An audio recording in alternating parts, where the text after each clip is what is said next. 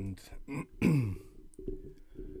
I've changed mic. I'm using my main recording mic now. I used to have a sort of podcasting USB mic, but it was just too much messing, and I have this. So can you hear me first? Let me know. You can't. You can't. I almost fell for that, Vampire. How are you doing, dude? I saw the Mr. updates, yeah. I follow those two guys, but among a few others that work on the Mr. stuff. Really cool. But I should know, every time you say something, I should know it's probably wrong, or you're trolling. That is what you do, though. Let me just do a few maintenance things, because it seems I change my setup all the time, and I have to readjust my layouts, because I have different layouts depending on what I stream. So first, thank you so much again for today and yesterday. And I've said it before, but I set up these tips, like the jar and the tip goal, just as a goal to get to, and I didn't seriously expect to reach it, so that's twice in a very, very short time that we do, and so thank you very much. I mean, the idea is that you can actually see where the contribution is going, and you can see me just get it live as well. And you'll see it in cover, so you get a sense that you directly contributed, because not everybody likes the Patreon or YouTube membership system, and not everybody likes the Twitch even subscription system. So anyway, just let me set up so you can hear me fine. Yeah, perfect. I have a few things, like I have a limiter and a compressor on this, but I suppose I'll have to rewatch actually, I did lower this. Let me bring this tiny bit up. There you go. A stream afterwards. So my plan is actually not to stream this, but to stream this. Troll Mag, how are you doing? And welcome back, and thank you. So this is my plan. I've started a while back. I had a commission for a friend and Patreon, but that he's making a sort of fan game. So he commissioned me to do.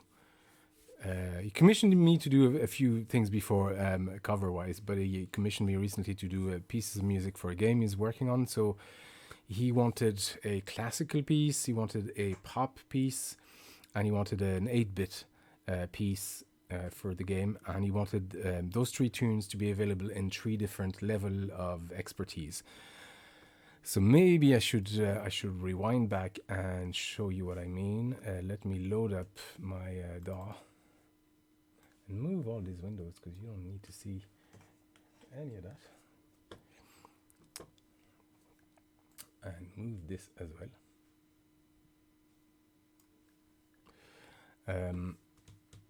What happens if I click on here? Just bear with me. Yeah, perfect.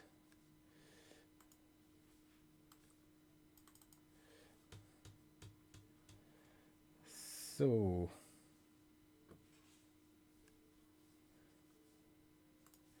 let me bring this up. Open live set.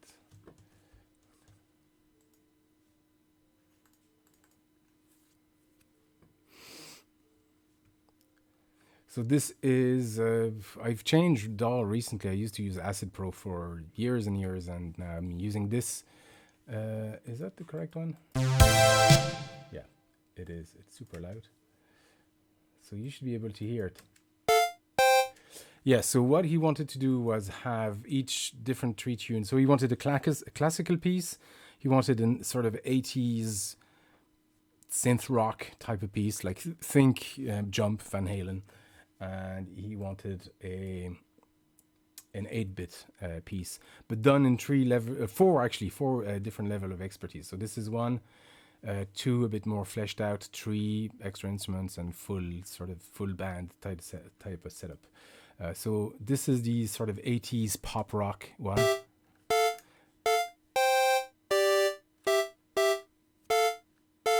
There's nothing to it.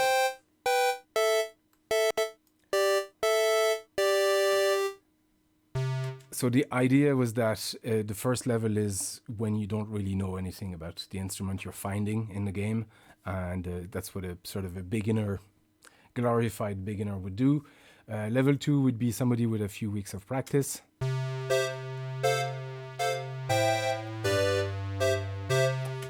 You get the idea. Level 3 would be sort of the final level, like if you've practiced for years, really. And level 4 is the Easter egg. That's only unlockable with certain conditions.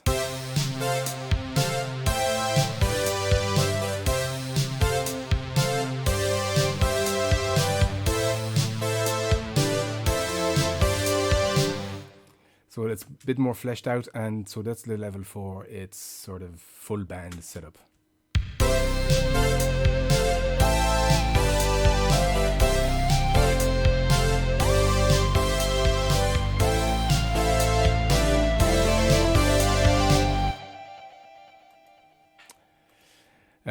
Yeah, could you hear all that? Actually, is my real stream setup? Yeah, fair enough. Did that come through? Did you hear any of that?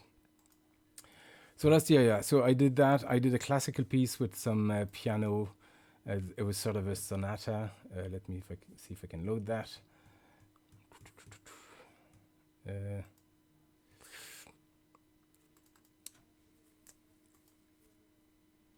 Yeah, did it work? Did you hear all that? Somebody in the chat, let me know.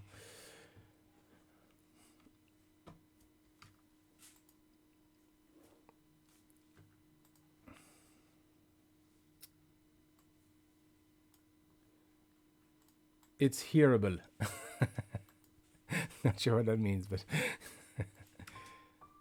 so the first level here on the classical piece would be somebody just messing around with the piano on the piano. It's like a little sonata type of stuff with some mistakes. So that's somebody just seeing the piano for the first time, just having an idea of the tune. Second level would be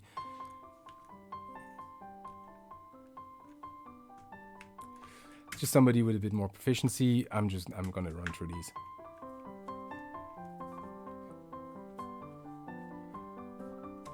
And level 4 is sort of quartet type of setup.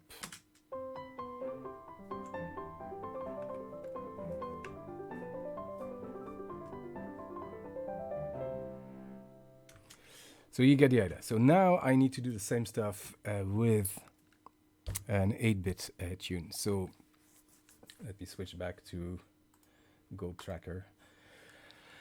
And for my sins, I could have done this with Pro Tracker, but I decided to do this with Goat Tracker, which is not the most friendly tool to use. You can hear it. Fair enough. Cool. So this is, I can't remember. There's very little in lieu of mouse interface on this. It's limited. So own stuff. Okay, so this is what I did on the last stream. I believe, was it last week or the week before? I can't remember. So what I need to have is the first level is just probably going to be just a little drum pattern with a small bass. Level 2 is just going to be the drums. So I'll show you what I mean. And level 3 is going to be the drum and some accompaniment. So probably like this line, the drum and the bass is on one track. This track will have the sort of chords and maybe something that I'm going to try and develop tonight. And this track here I've kept free for the main melody. So it's the C64 chiptune. We've only got 3 tracks. We have to make the most of it. And here is all this is Goat Tracker. As I said, here we have our sort of pattern list, which order the patterns are arranged in. Here we have the actual instrument, so can I even play here? Yeah, yeah.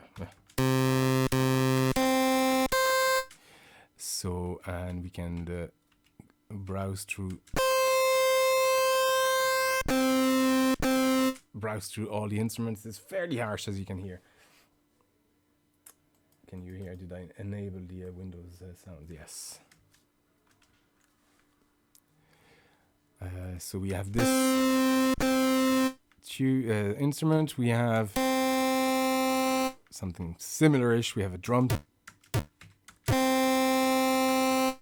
and a bass together. We have a snare. So the other one was the kick. We have minor chords.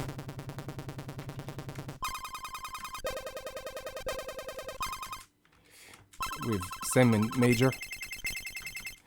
We have, and that's all the instruments I have for now, I believe. Yes. And your instruments are defined here. So you select the attack, decay, sustain, release. You send that to what's called a wavetable, which is your waveform, and the wavetable is here, and you define your waveform here. If you want, I can actually go into details as to what all that means.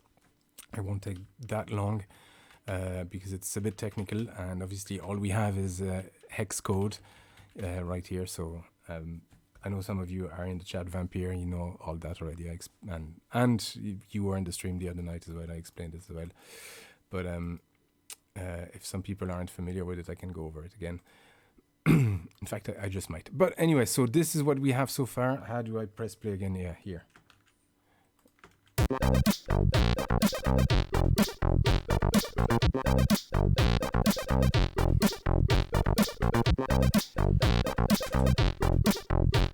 So this is what we have, just one pattern, simple line. That's actually all I need. I just need what the brief is only for like 10-second sort of pattern. So we're just going to use that as it is. So I'll probably have that pattern repeat and have a longer melody. It's probably short for a 10-second one. Actually, I should have timed it. I'm not sure how long it is.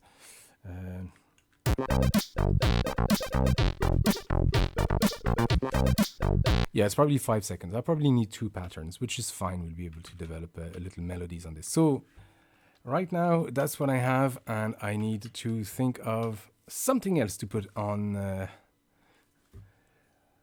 here. And this is the hard part, composing live, because that's when ideas don't really come. And for you, it also means hearing the same stuff over and over again. So I'm going to have that playing. I'm probably going to put that super low. How's that? I think it should be level with my voice.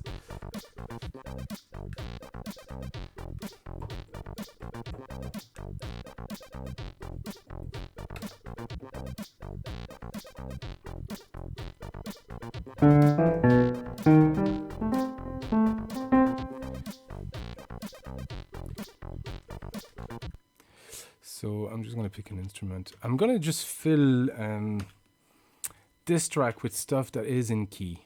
And then we... That's just the best way to describe it, and then we'll take it from there. What I'll do as well is I'll save...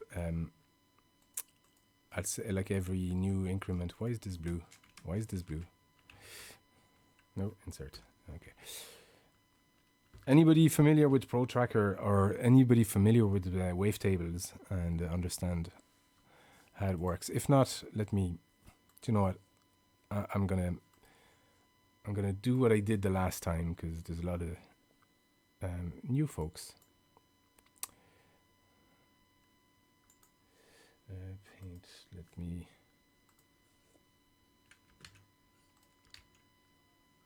Oh no, not that.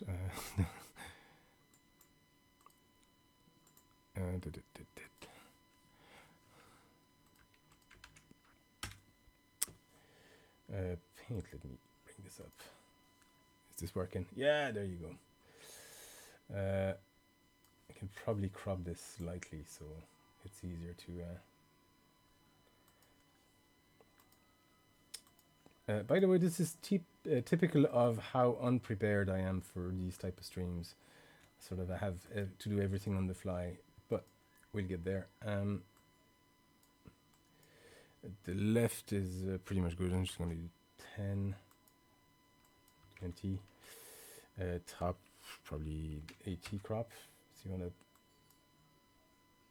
100, 200. There you go. And bottom left. There you go. That's good enough. Okay, so wavetables. So here is our wavetable. So one thing to understand is I'm going to describe the tag. Well, I'm going to describe a wavetable first. So I think one, if you enter this value here, 1 and 1 is going to be, you have possible values. I'm just going to write them down. They're all, let me just go over this. 1 is essentially here, having a 1 here will essentially tell the software to release the note, to trigger the note. It's called the gate, and the gate is what happens when you press a note down on a keyboard. You release on a MIDI keyboard, you release the gate, you set it to 1, and when you press the gate, you set it to 1, and when you release the note, you set it to 0. So this is what we're doing here. So here we are going to tell that we want this wavetable to be set at, or to be triggered. And what it's triggered with is set by this number here.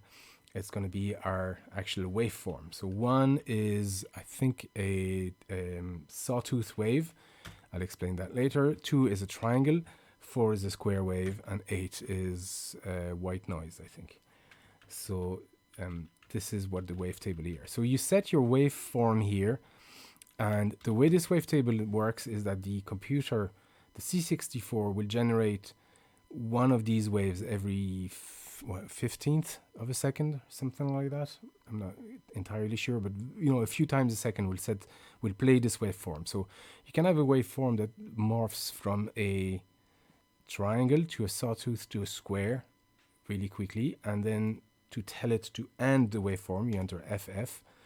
FF will tell it to jump, but if it's set to 0, it will end the waveform, or you can tell it to jump back to here. So if you want to do that, you set it to 28. So this is what those numbers mean. So here we can see we have a few waveform. We have a waveform here that goes from actually pretty much all that iteration of the waveform. So we have a triangle, we have a sawtooth for 2/15 of a second. We have a tree, which actually is a combination of different waves. So it's, in this case, it's 1 and 2. And then we have 4, which is the square waves. That's what it ends on. Those number here, if you have a number, like normally you leave it to 0 if you just want the waveform. But if you enter a number here, it will set it to a specific note. So you can do that. This is my arpeggio here. So it goes 4 on the root, then it goes 4 semitones, and it goes back to the root, 4 semitones, 7 semitones. So what this is, it's a major chord. A minor chord would be 3 and 7. But here I decide to go back to the root a few times just to make it a bit clearer and a bit slower as an arpeggio. So what are waveforms? So waveform, essentially a sound is just a combination of waves, and I'm just drawing it with my mouse here, so you'll excuse the poor drawing. So a sawtooth wave is a wave that is, sawtooth-like.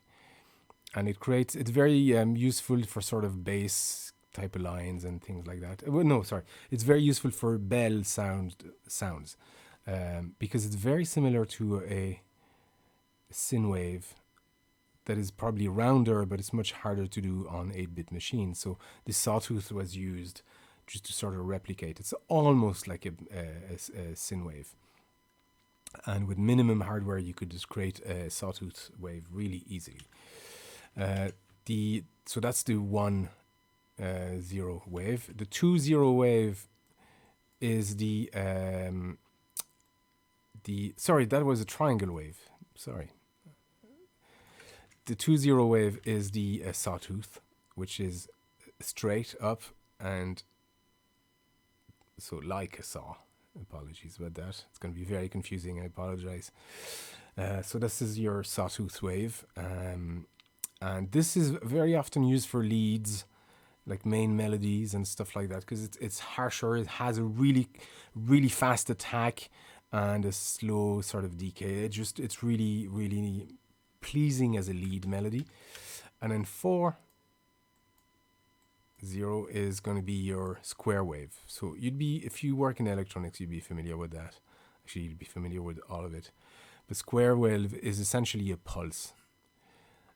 So this is a pulse, and this is very much like it's good, it's useful for bass sounds. That's very often what's used in bass sounds. And the 8 is white noise, and it's just stuff like that. So this is what these numbers here mean. All that kind of stuff. So as I said, here we have a triangle going to a sawtooth, going to a square wave, going to a noise. If you go to other instruments, actually, let me delete all this. Can I highlight? No, you can't highlight with this tool. Of course, it'd be too easy.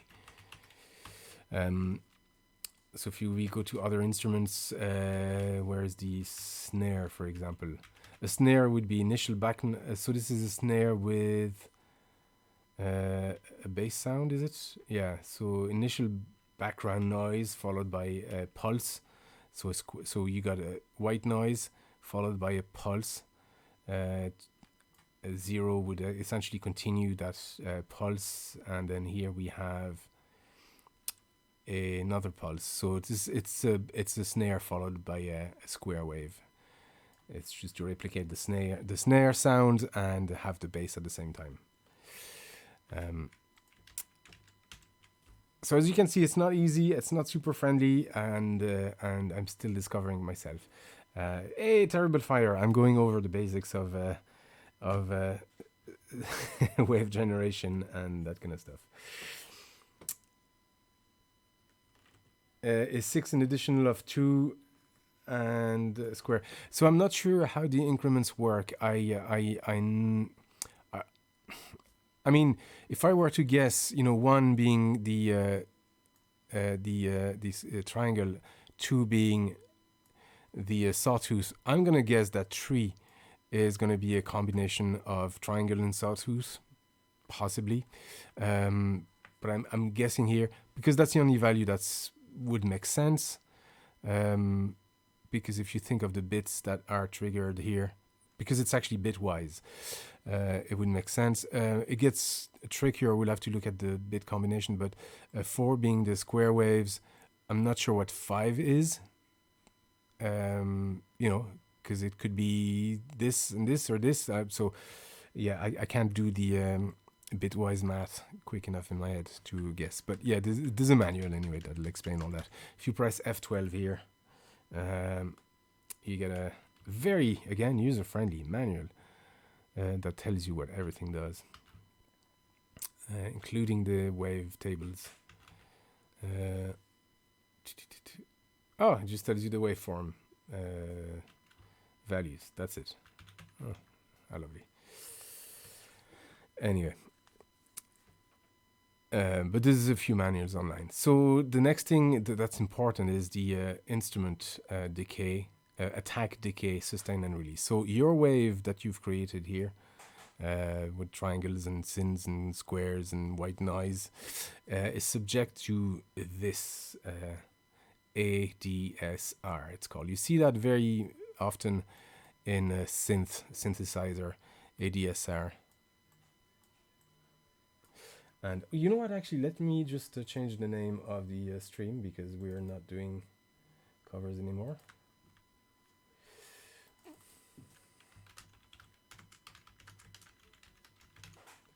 There you go. So, ADSR is your attack, delay, sustain, and release. And I don't need to hear myself talk here. So, let me read. So your sound, if you look at this, is time, and this is intensity, volume. loudness or whatever it is. So the attack is going to be how quickly over time your sound rises to its maximum value. So if it's set super high, it'll be like I don't know, a snare or something that has a very high attack, obviously, that just triggers instantly. If it's set low, it'll behave like that, and it'll slowly fade in. And I'll show you what I mean in a minute. So your attack is how quickly it rises to its maximum loudness. Your decay is how quickly after that it's going to start decaying back to zero. You know, so does it decay super fast? Does it decay instantly? Does it decay like very, very long? And don't confuse that with the waveform. Your wave is actually doing this. You know, if you want, it's following this. This is actually just the volume sort of setting, or if you will. So is your decay super low? So we'll just, I don't know, for argument's sake, we'll put it here. And the sustain here is after the decay. Where is it gonna? Is it going back all the way to zero, or is it settling at a value that's, let's just say, halfway? So let's just say it ends here, and we've set our sustain to be at this level. So it's going to continue ringing. So it's going to be like like those, actually, what I had earlier on is those synth sort of Van Halen type of synth. It's going to have a fast attack, rather short, probably like that, decay, and a sustain that continues. So if you keep the keys pressed, it's going to sustain and continue for longer. And your release is what happens when you release the note. So your sustain is here. What happens when you release the note? Does it die instantly? Like a banjo has very little sustain, or does it slowly or evenly decrease, or does it take forever to go to zero?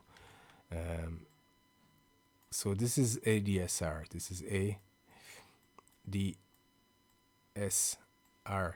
And now you pretty much know everything there is to know about synthesizers. really, it's your envelope. Yeah, Vampire, there you go. Try to put an EMG element on the banjo. I do have a pickup on the banjo. I did make some banjo metal at some point. I never released it, but yeah, I do. I have a piezo on the banjo. But this is the ADSR envelope, and that and the waveform. So your wave is essentially just moving along, you know, here, and is subject to that envelope shaping. So this is what the envelope is you have your waveform. You're putting this in the container that dictates how it's going to behave over time. So there you go. This is pretty much, 80% of all you really need to know about synthesizers. So this is exactly what we have here. So let's just say, for argument's sake, I'm going to create an instrument that we might use afterwards. We might not, but so here, are you still with me? Are you following me still? Here we're going to set just something 5555, so it's going to be the same sort of value. It goes from 0 to 16 or 15, which is F, because we're in hexadecimal. So it's going to be equal every time. So let's just say it's going to, attack is going to be like this, release is going to be like this, sustain is going to be like this. Sorry, the decay, sustain, and your release is going to be like this. So this is roughly the envelope form. Actually, it's not too dissimilar to this. We're going to send it to wavetable number 28.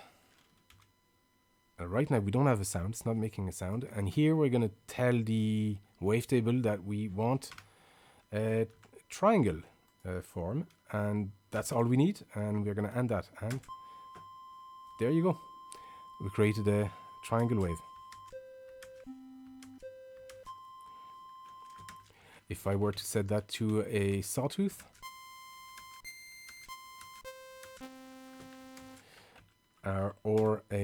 this is going to be tricky, because here, this is a pulse. We need to set the get something else, and I always get this wrong, and no, it's not working. How do I get a square wave? I think I need to loop it back to 28. No, that's not working either. Never mind, I always get the square wave. There you go. We're going to combine this with maybe a...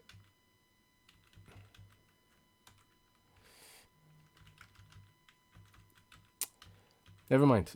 Trust me, square wave works. Terrible Fire, is it possible to have a surge of level on release? Yes, you can, yeah. Yeah, that's pretty much what the aftertouch is, actually. Yeah, Terrible Fire is right. Yeah.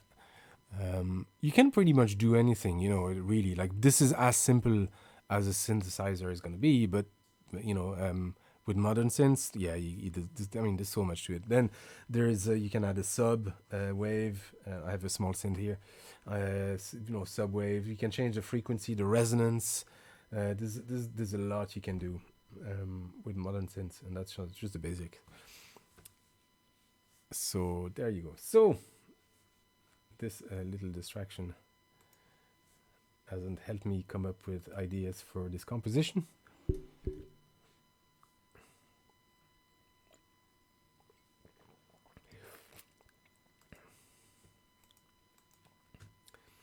Yeah, aftertouch is I don't have a keyboard with aftertouch. I just... Can you hear that actually? Yeah. So this keyboard doesn't have a aftertouch, but you can set the attack. Let me set it to a synth. Actually, I'm not sure if you can even.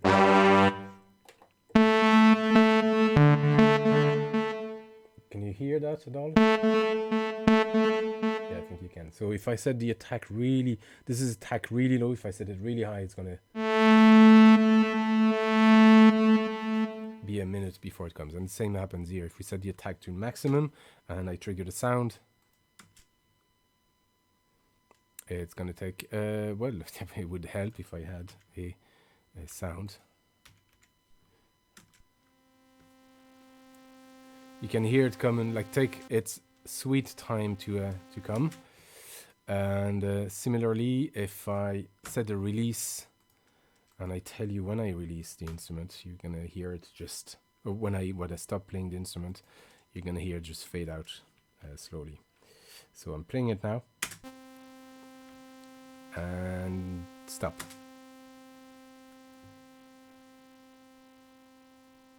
So it fades out super slow, even though I've left the key, you know, I've released the key to play the instrument.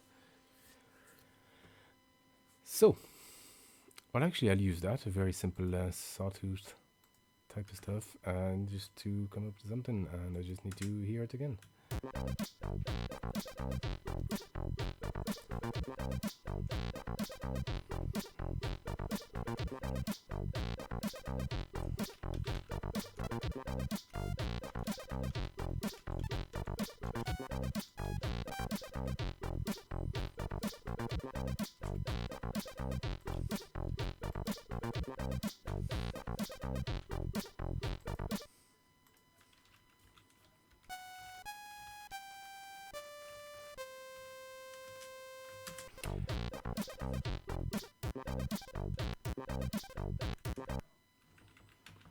It's actually playing too fast for any of that. What's the... Is it backspace again?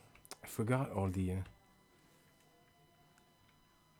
Can you hear the stuff in the background? Is it too loud? Yeah.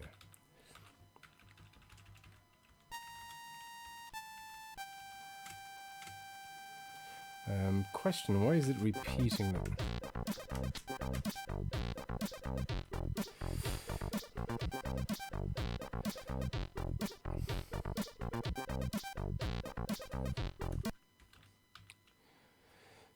I remember having a problem with the volume, actually, trying to set the volume of each note. Can I set that?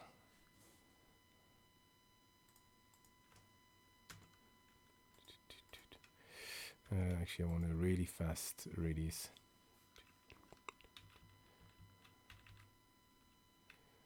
Is there a way to make it stop altogether? Oh, I think I can add. Isn't that right? Yeah, so it's just going to be a little, tiny little note. Now,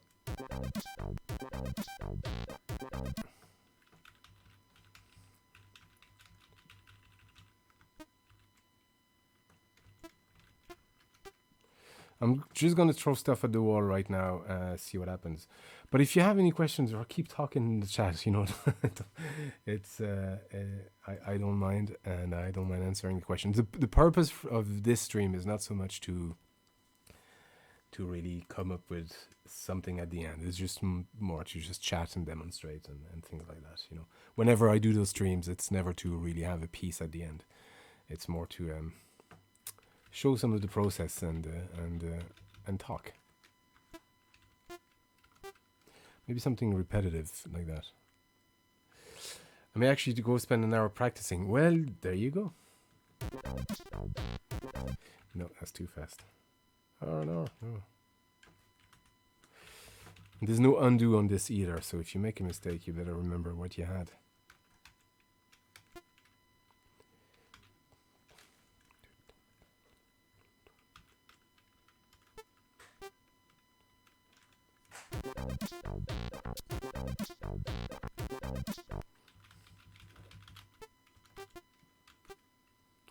Undo this for whims.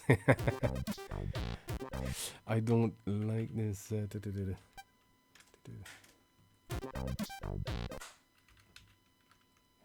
Nope.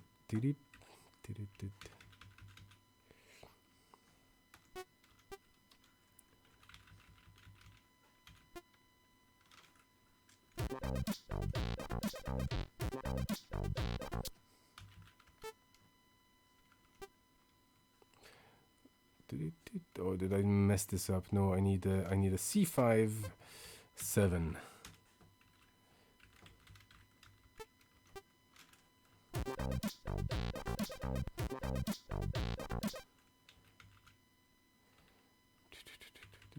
It's so hard to remember where you are as well.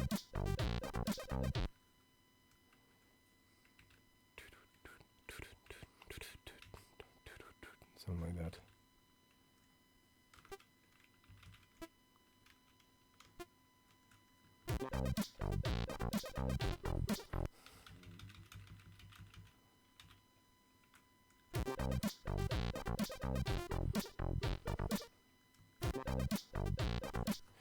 I don't like that sound though.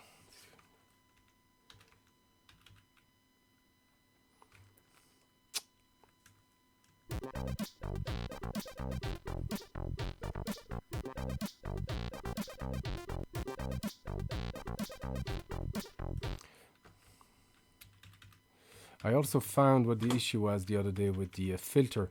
Whenever you set the filter to, because we have, oh yeah, I didn't explain pulse tables, because we have pulse width modulation. I didn't explain what the filter table or speed table is. It's just right now we'll worry about wavetable and instrument, but these instruments use pulse width modulation as well and some filters. You know what? I won't go over it. The pulse width modulation is how wide your pulse is, so it creates that sort of type sound in your instruments. I think a good way to show this is to maybe show this instrument. We have is that the bass? You can actually hear a pulse width modulation. It feels like it's rising slightly, but the note is staying the same, but it feels like it's going.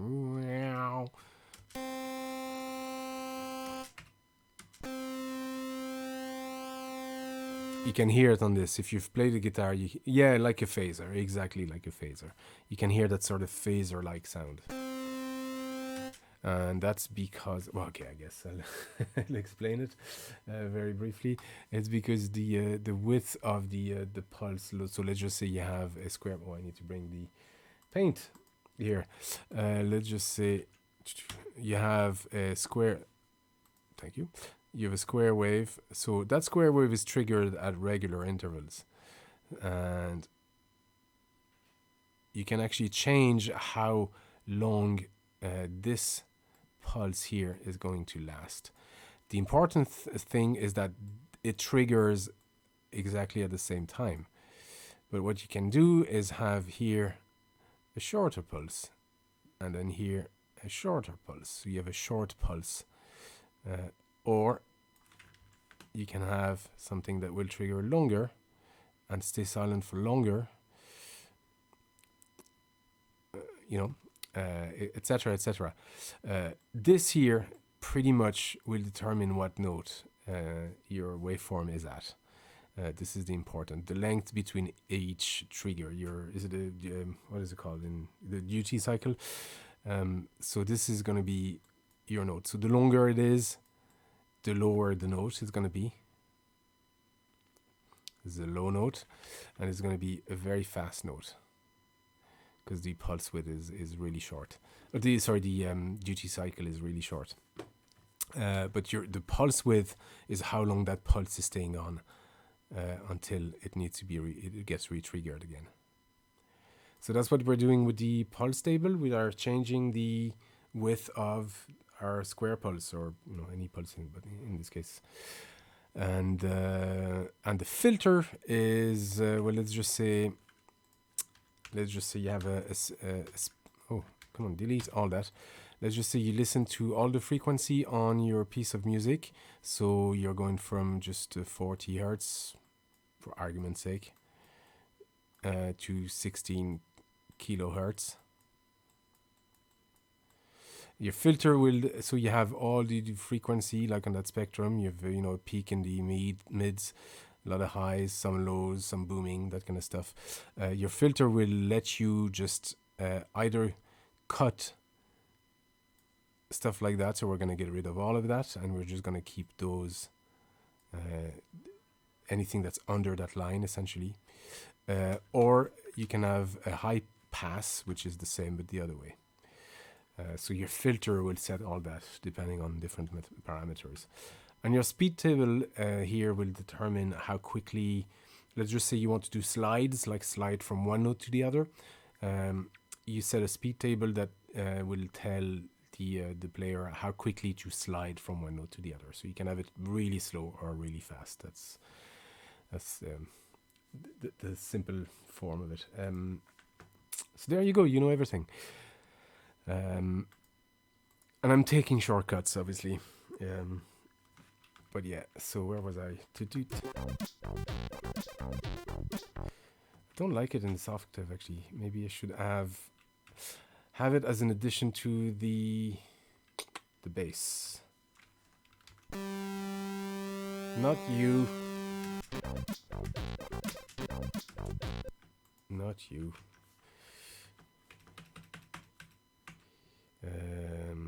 Instrument net. Yeah, it's going to be a lot more discreet.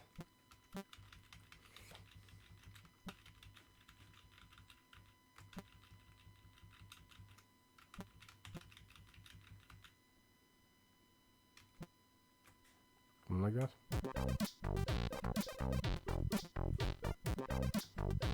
Forgot.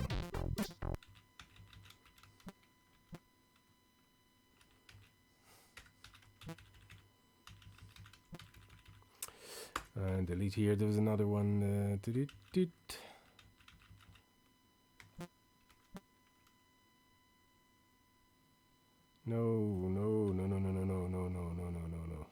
Is it a C5? That's when you wish you had a.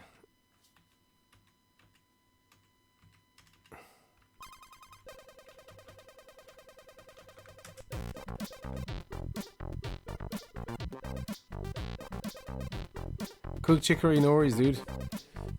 I'll talk to you. Yeah, go attend your impromptu stuff. And thank you very much.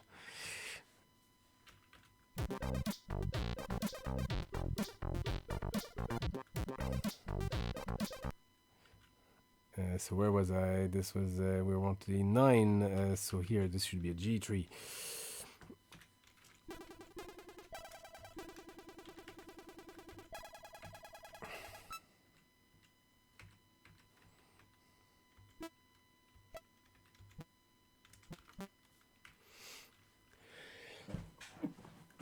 Excuse me.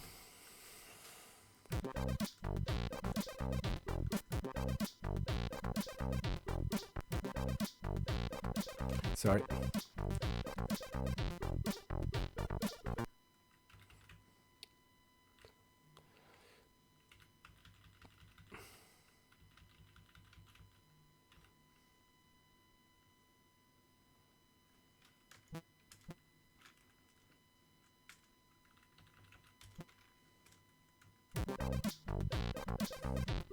Thank you.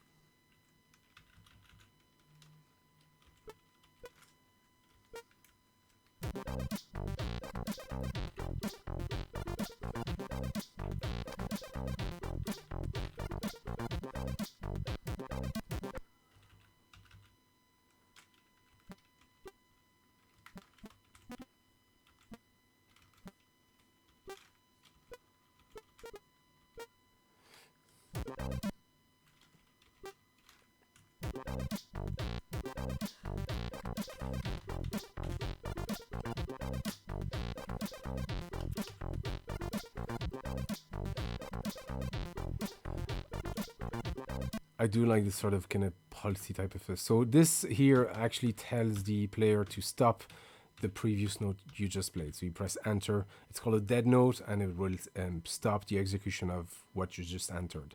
It's still played for whatever that 15th or whatever that interval is here. Actually, it's not a 15th of a second because it's not a wavetable, but it'll stop that note and stop it dead. So that's what I do here for those arpeggios. I let it play for just two lines, lack of a better word, and kill it. So essentially, if I wanted to put something here, it won't sound good because it'll stop the previous note. So if I want to put something, I'll have to put it afterwards, for instance.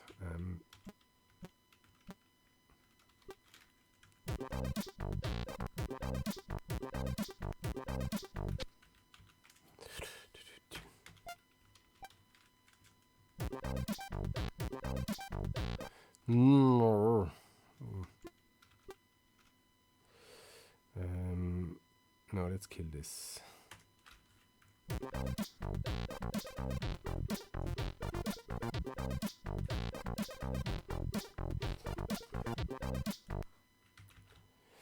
Okay, that's one thing. Maybe we can flesh this bass a little bit more. So that bass is, there's quite a lot happening in this, all things considered. How do I kill?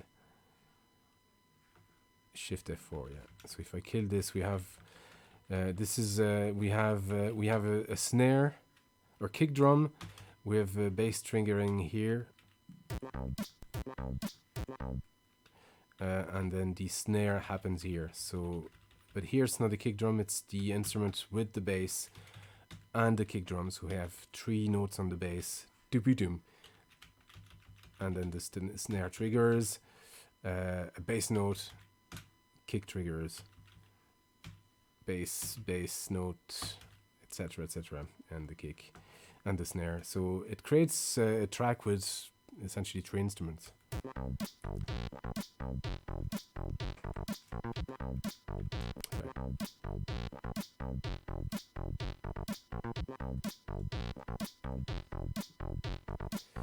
And for those who in the stream the last time, you can see here I am actually resending or re-triggering the filter table every now and then to something that doesn't, or that should be right for the sound I'm trying to create.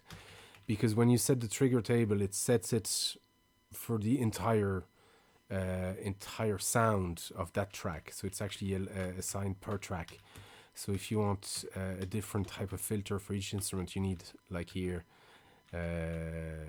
here I reset the pulse table, filter table, and all that kind of stuff. You need to reset it every no, yeah. So the C is the filter table.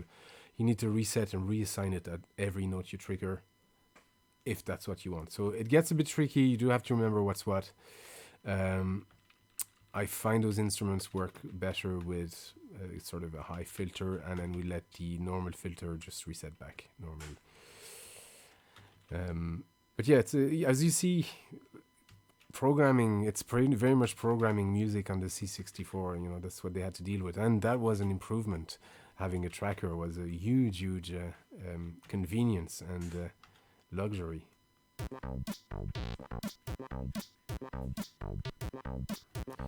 Could we have?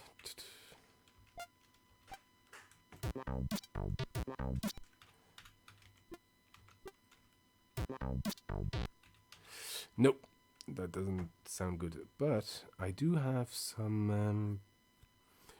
Do I have any hi-hats that I could add to that? And that's going to be our sort of expert level, and then the last one would be with some form of melody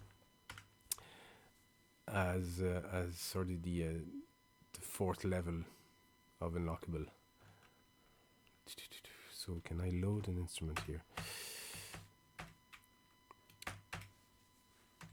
What was this one? It was just a short. We need to name it. It was like a little harpy sort of sound. Yeah, we'll just call it harp. Even though it's not a harp.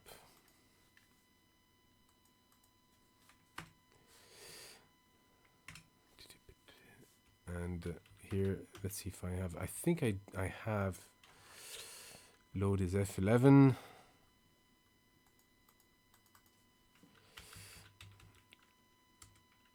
Instruments, what do I have? Lead, hi-hats. I do have hi-hats.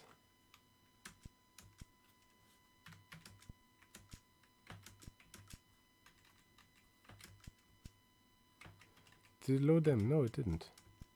Load is fuck all, did it?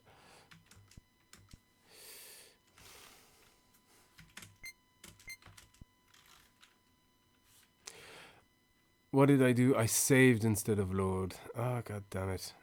So I actually did overwrite the existing hi-hats instrument I had. Let me do something. I'm gonna steal hi-hats from another piece of music, and see if I can reuse them. So F11 is save. We did say it was called Terrible Fire. Actually, because I need a few versions of this, I'm gonna call it Terrible Fire 2. Why aren't you working keyboard? Because you don't. There's no arrow keys aren't allowed in this. SNG. This is gonna be level 3 really, and I need to make level 1 and level 2 of the first one.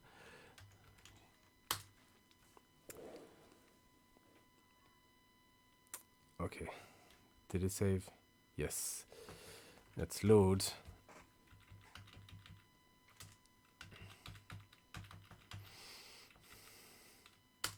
I think this had a. This is such a cool tune, is it? This is what a full track sounds like, you know. So instruments, what have we got?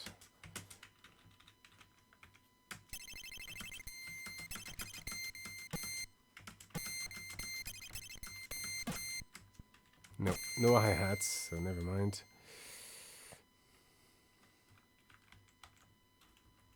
I think this one had some.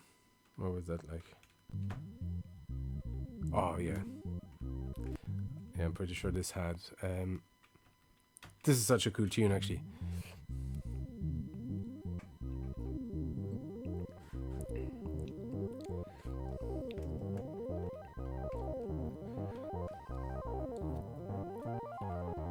You can hear the filter coming in there.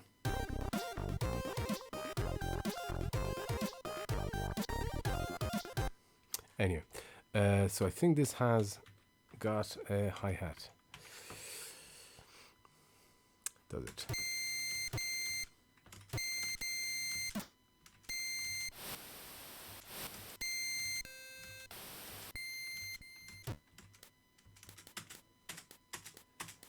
That is it. Save. Careful. Careful.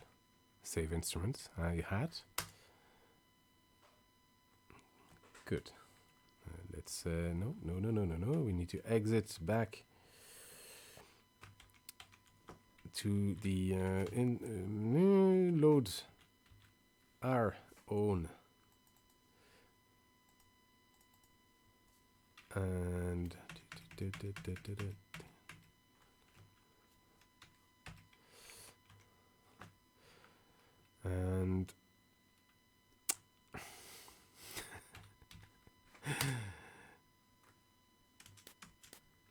yes. Okay, cool.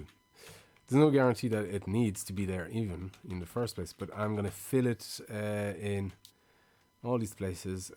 Is there anything for G? No, F. I'm just gonna use something visible like an F sharp. It's actually, this instrument is set to the same note every time. Doesn't matter what note you play on the keyboard.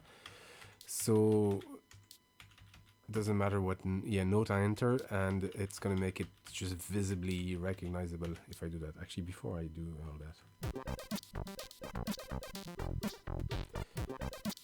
But then I need to reset my filters. Oh, it's going to be painful. And actually, it doesn't need it every time.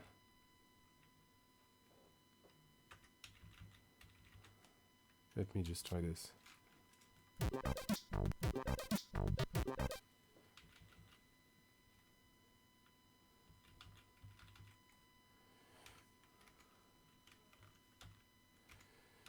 I think I need to reset the... See, I lose the filter. If I do that, I lose the filter on... What if I don't have a filter on this? Yeah, I don't think I need a filter at all on this.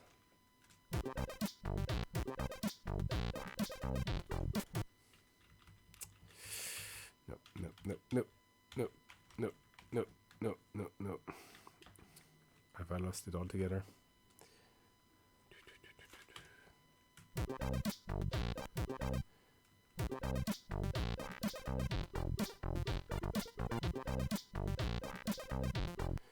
Did our snare sound completely change?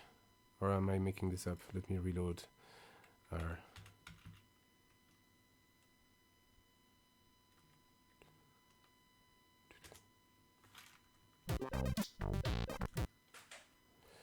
Did I do something to...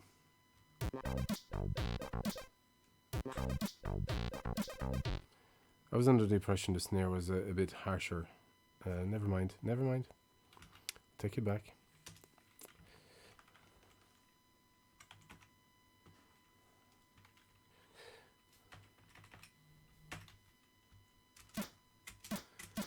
Yeah, that's what it should sound like.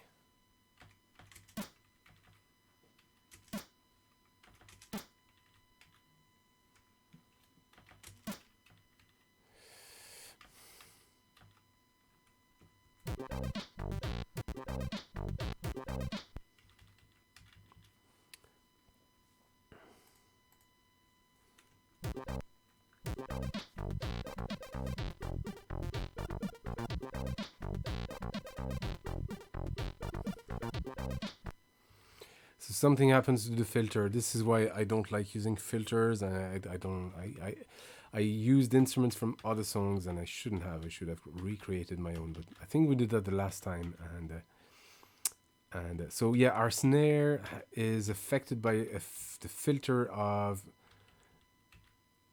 something else, and I need to find where the snare is and just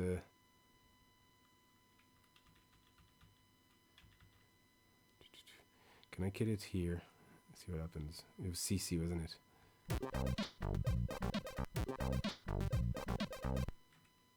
No.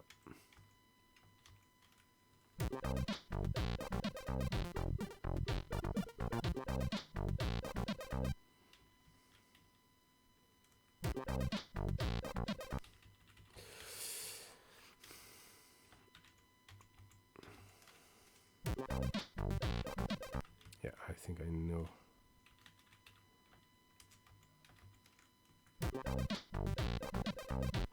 Nope, no luck. It sounds muffled at some point. Yeah, it does, and that's because of those darn filter tables, which I hate using. Let me reload this song and see what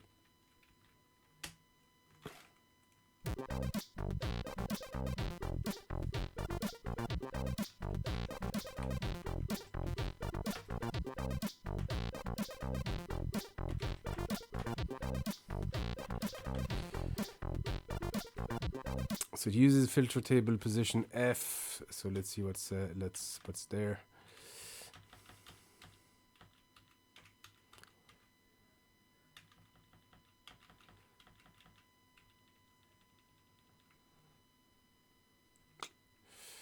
It's just that really. F1. So I don't know what I know what the first letter is. I get confused what the second set of numbers is. Is there anything in the... As you can see, folks, and if you're new to the stream, it can get quite tedious and complicated. But so the cutoff, okay, filter table left side. Why isn't there anything for the right side? Right side is speed. Okay. So from values from 1F to 7F.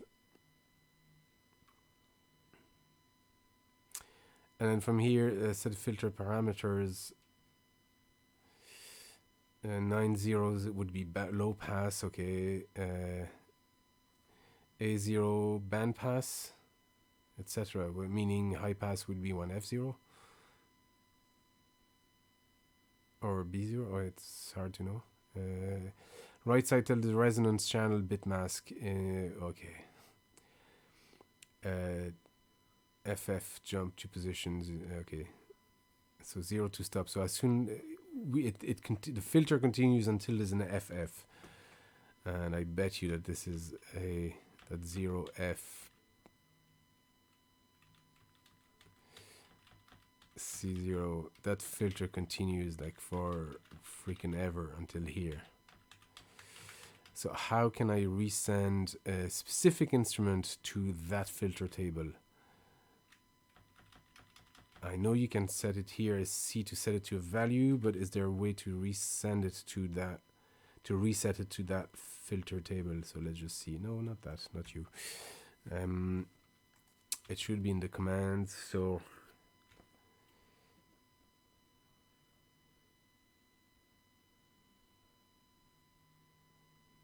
A would actually send it to the filter table pointer. So hopefully if I set A and 0F on the drums here, we get the original intended default, because I had to change it for some of the bass. So we'll see. No. Oh, F0. No, 0F. Well, what the what's B actually? I used B the other night.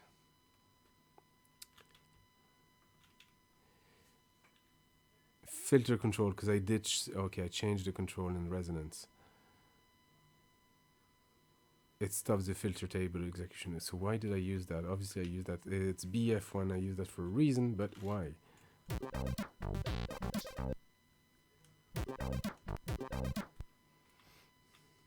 Well, it doesn't do what I was hoping it to.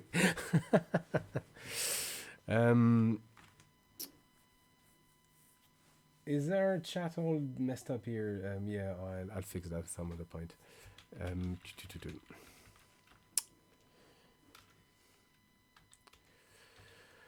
Let's see.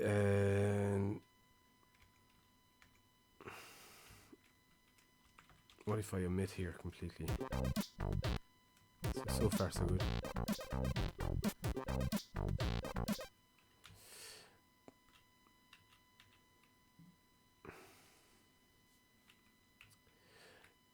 The documentation is not that detailed, no, and documentations back then weren't detailed at all.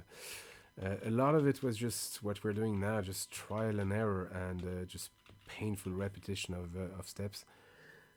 Until you figure out how it actually works and what to expect. Like, so much of it is based on you predicting exactly what's going to happen when you set those all those values, and being able to predict how it behaves is a huge part of or was a huge part of being able to use those softwares. Now everything is so intuitive and forgiving and visual and really well explained. I mean, there's tutorials for everything nowadays. Even though there's a few tutorials on this, but when it gets to stuff like that, it's not that well explained at all. So here I thought I could actually point to the filter table, but obviously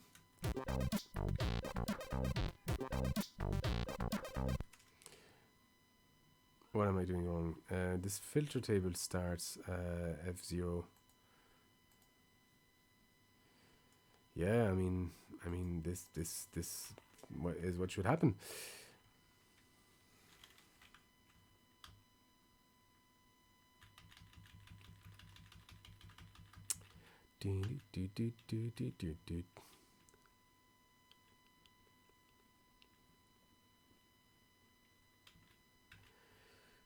Set filter control resonance away question.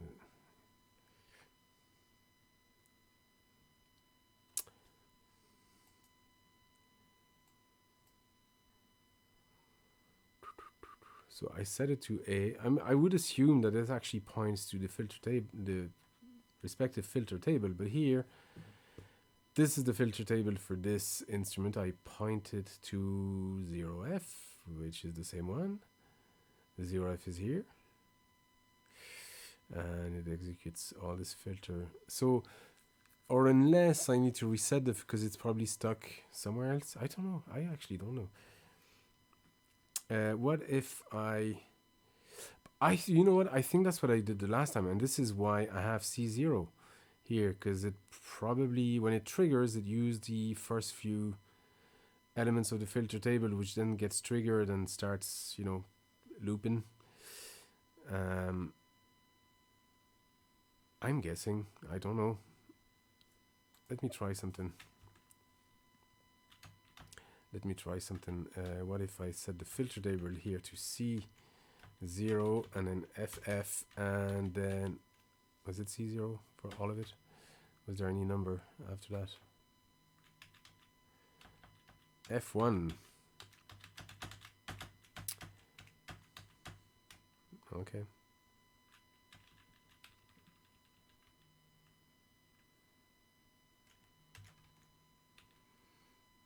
What did it say those numbers were? God. Yeah, as I go on, as you can see, it's tedious and you're fighting with the commands all the time. Pulse table, filter table, doesn't tell me what these are. Tables.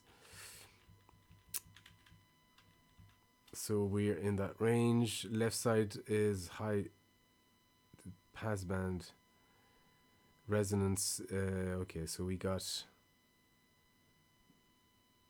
resonance to 0, no bit mask. On command B. Okay.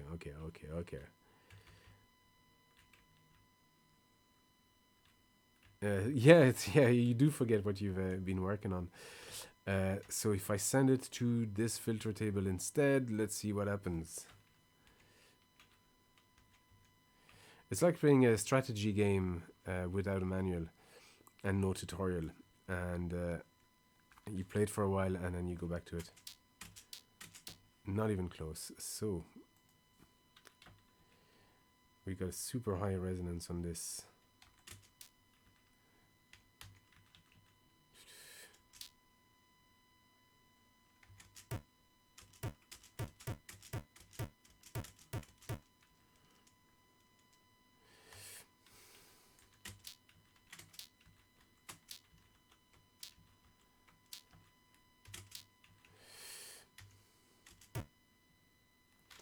So I'm confused as to what those values do.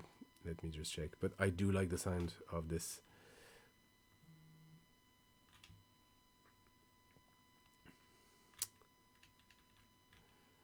Zero to F.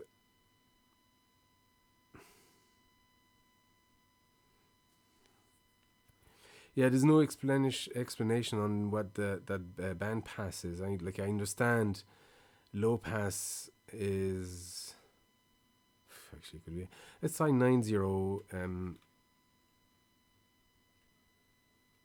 9A.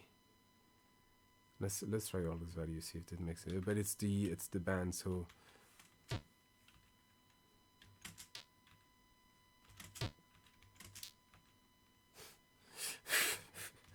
I mean it's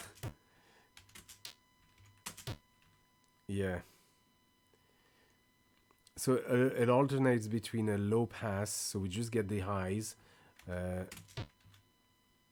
and no, low pass, so we just get whatever it was, we just get the lows or the highs, and it alternates between those two. I'm guessing.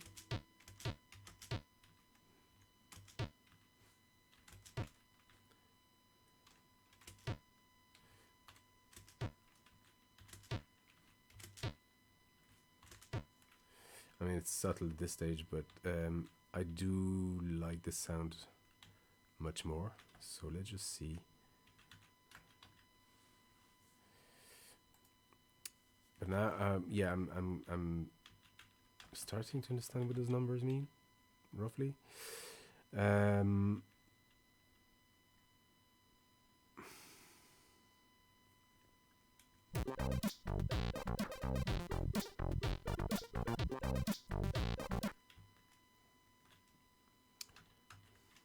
So we don't need to send it here.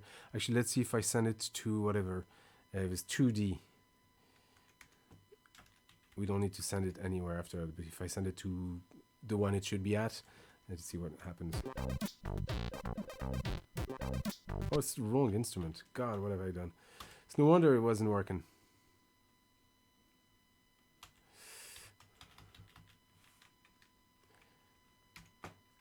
God, I'm such a dummy.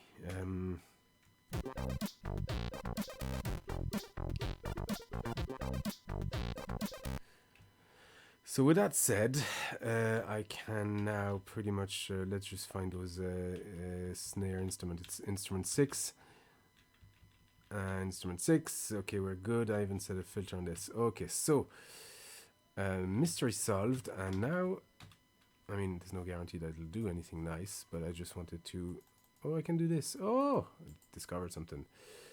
I just wanted to see what would happen if I inserted a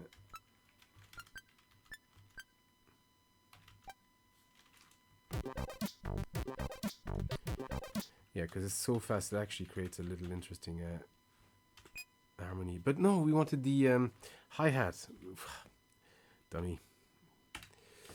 So, first, save. Because I'm not going through that again. Save song. And load instrument. Not save, load.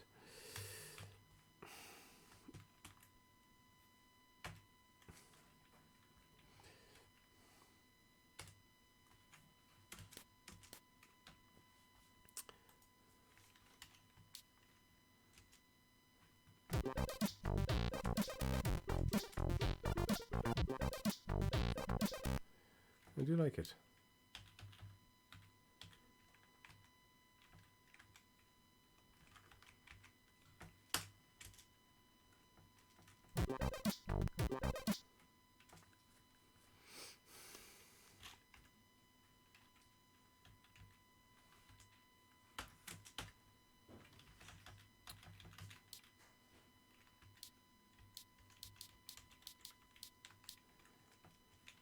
Or we said we'll use something visible.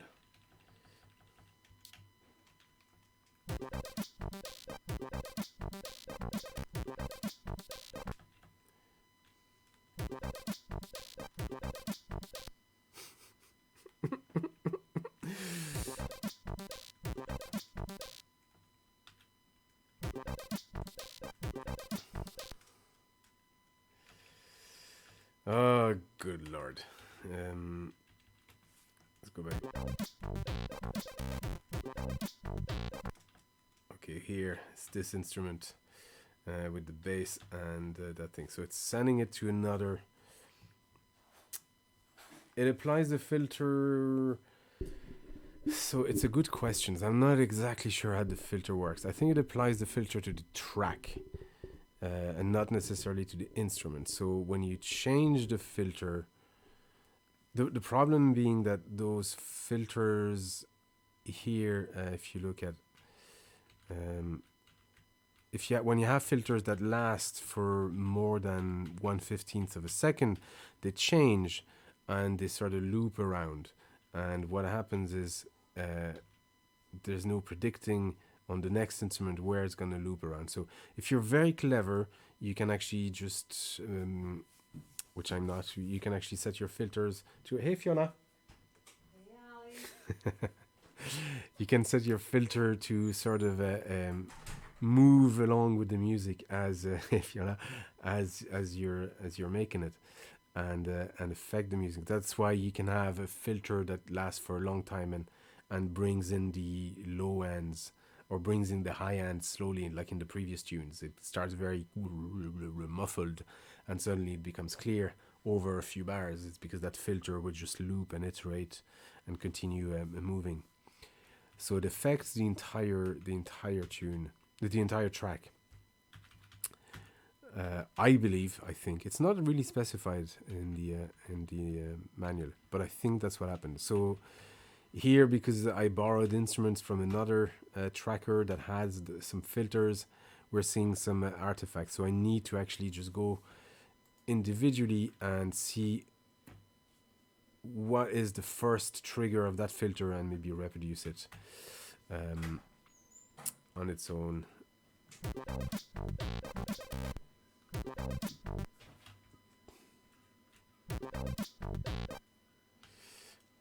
It's that instrument 3, isn't it?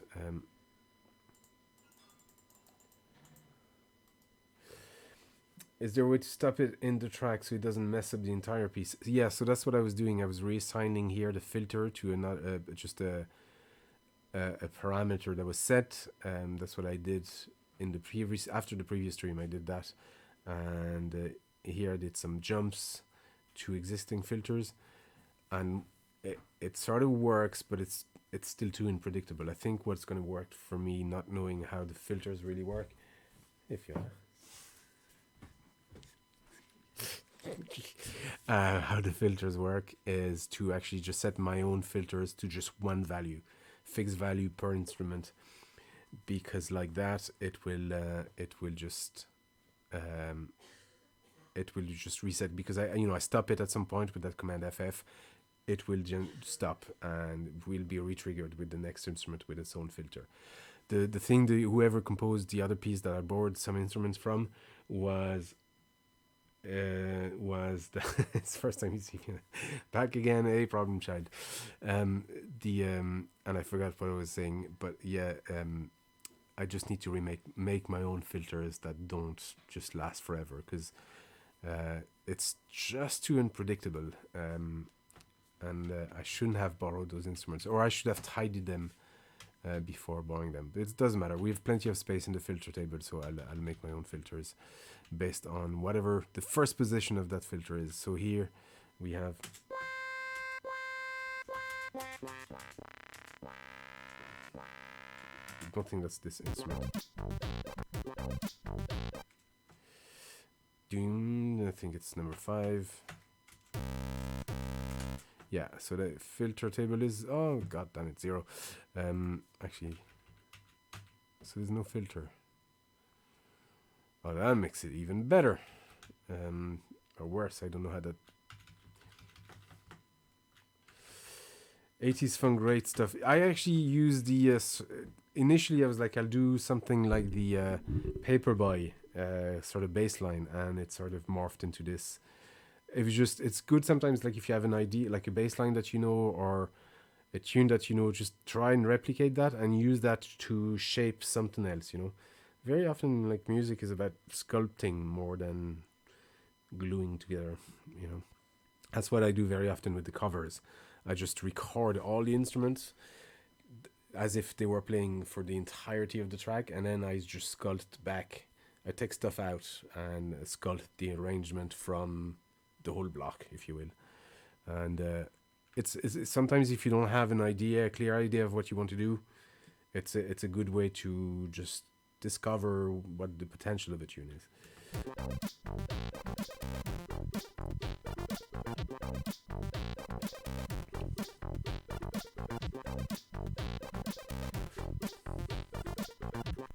Musician from Paperboy will be seeing me in court.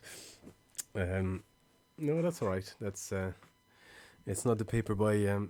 It's not the Paperboy bass line anymore. And even if it was, I mean, how you start is irrelevant. What I was doing, I was trying to create a filter table. Can I use the same one here? As for the actually, let's see. Can I use, because that should be a high pass on this.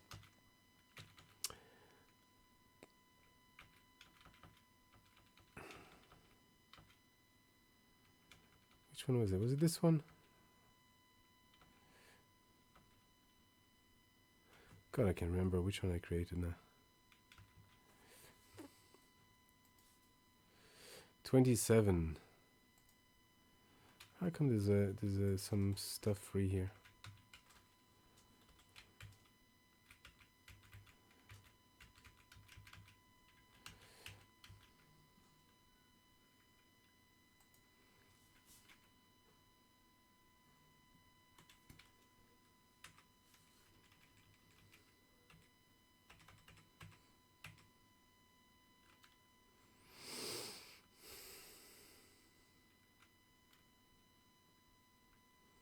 Didn't I just change that a while back? F1, C0, F1, 27. And then... Oh, I'm utterly confused now.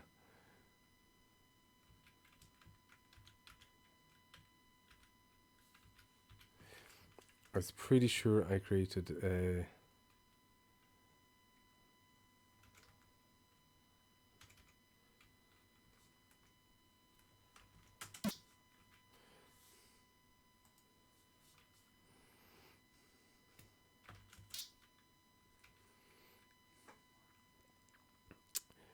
No. No. No.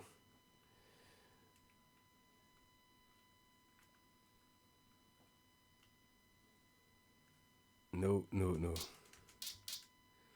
is not what I wanted.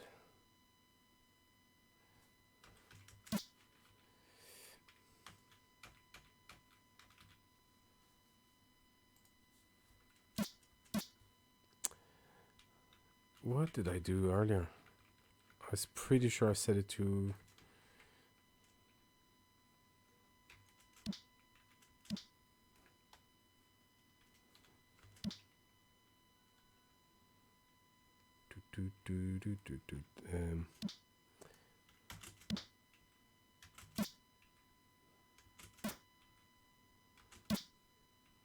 Okay, so that makes sense.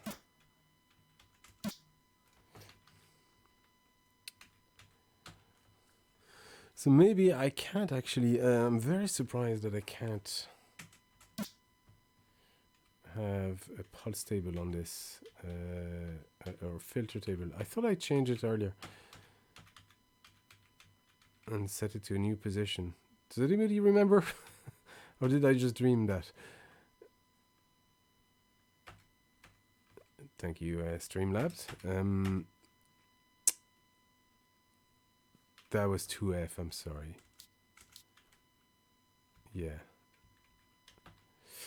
No, that messed up my... I loaded the new instrument and I think that messed up my... yeah, it shifted my entire filter table. That's what happened. This 27 was...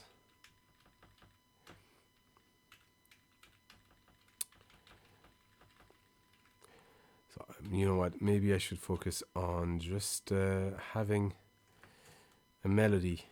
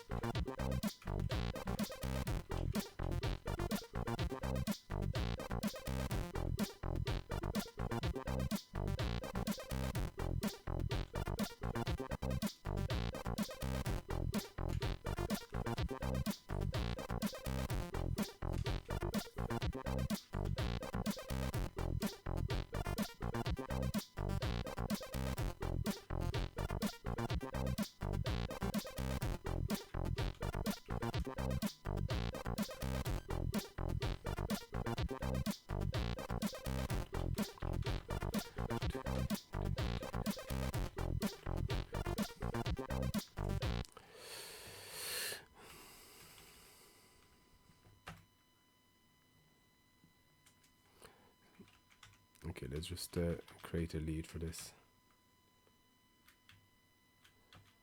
Oh yeah, if you play and you change the instrument in real time, yeah, you can hear the.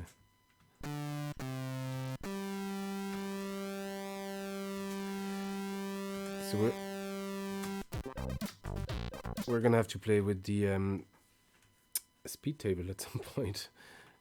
Although I might be able to cheat some sliding notes by just having a really fast note.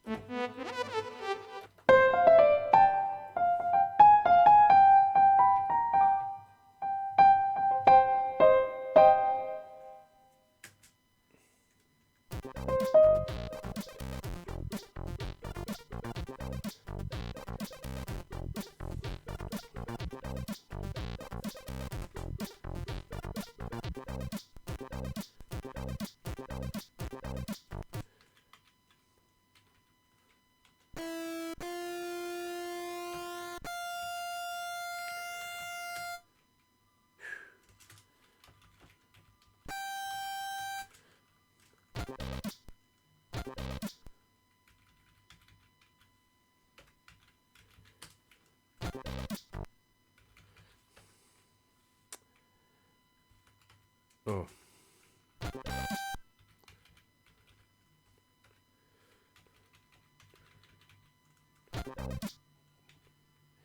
Trying to do a something.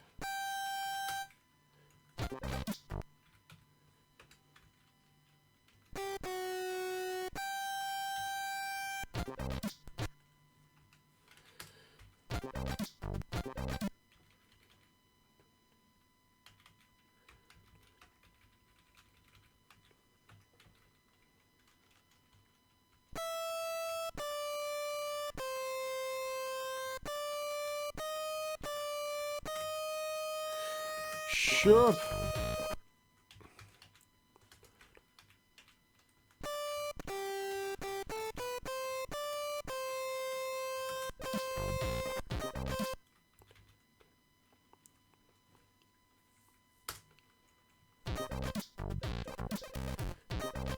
Just trying to, maybe so I had short notes first and then I can just change, because otherwise it's going to blast your ears with that kind of stuff.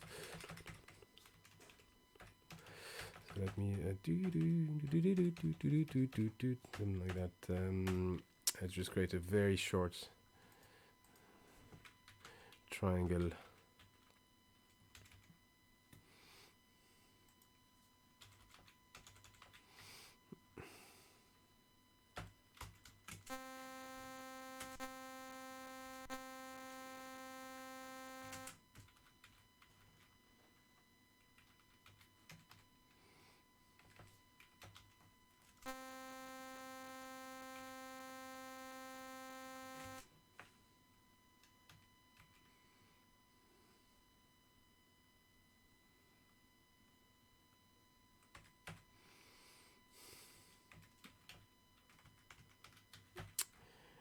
Dummy, you need to release it.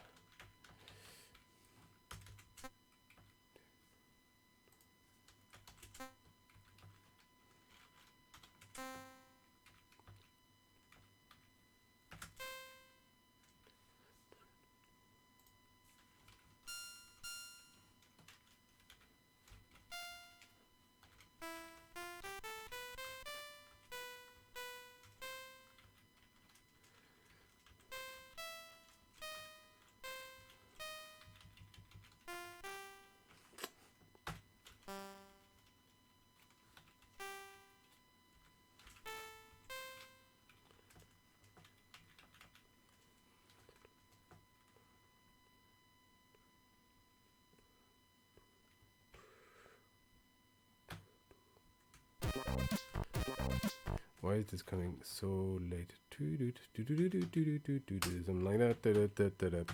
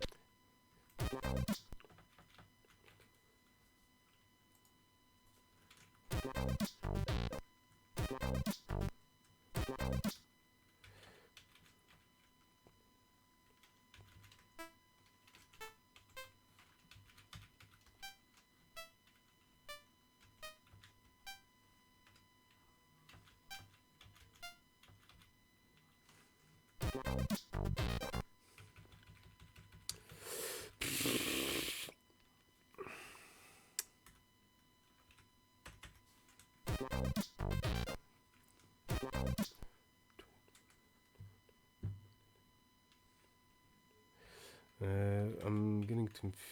Oh yes, it should start here.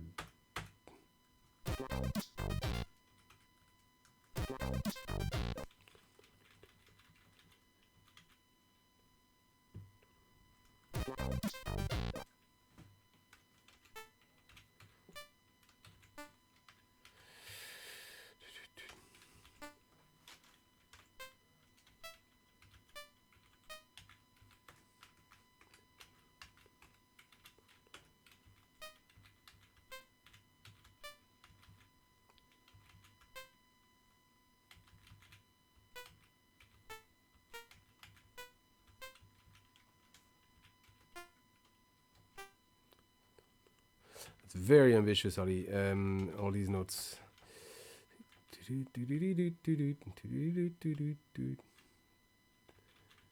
Hmm.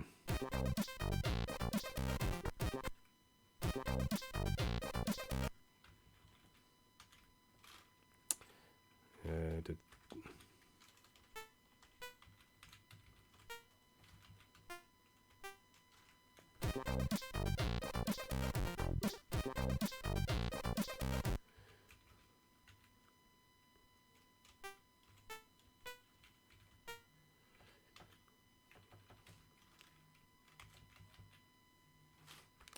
Let me think about this.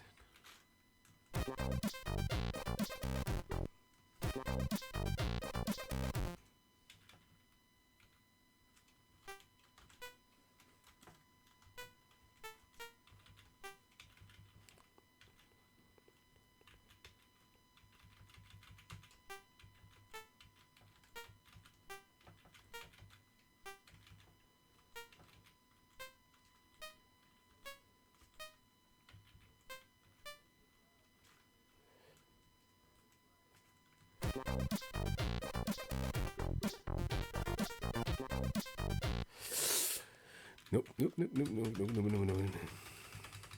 Let's fix the first. First, that is wrong.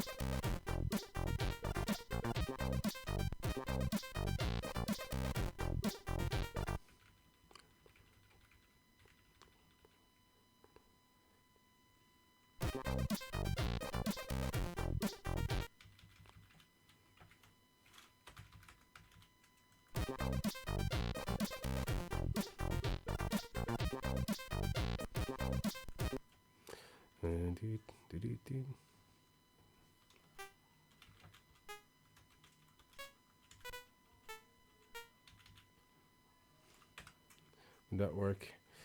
It's kind of weird to be writing stuff and trying to come up with stuff live, like especially like that on a tracker. I'm better if I'm sort of using instruments, but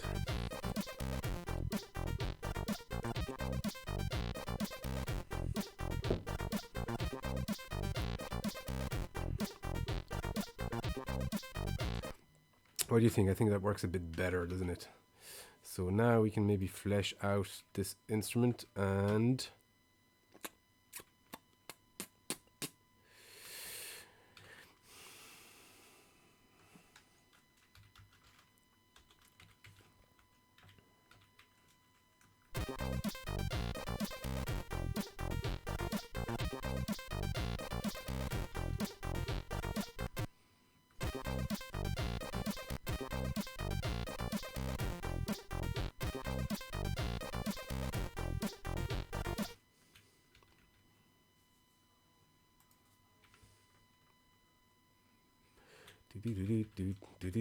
something like that instead of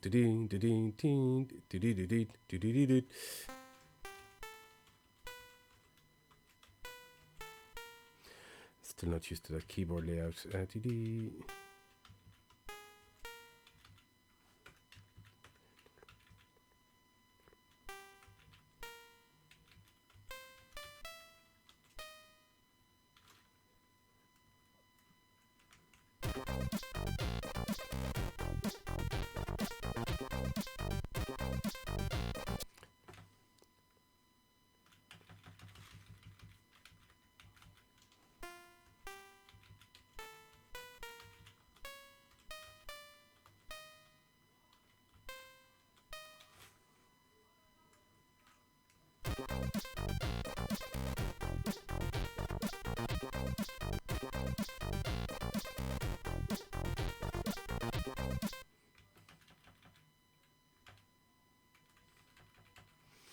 Not happy with that end.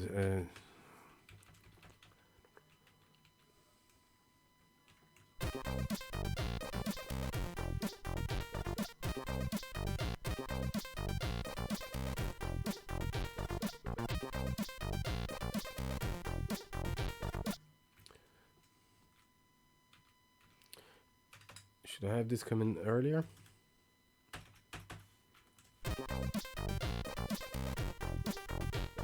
Yeah.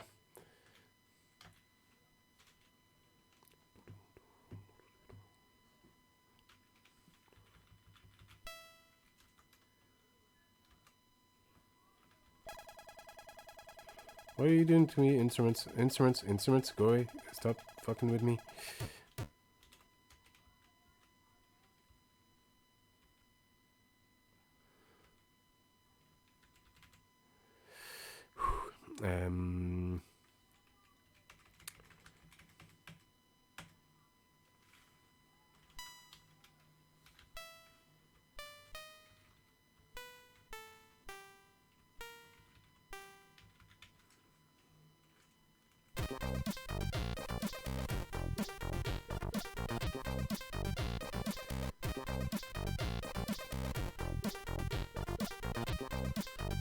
Nope.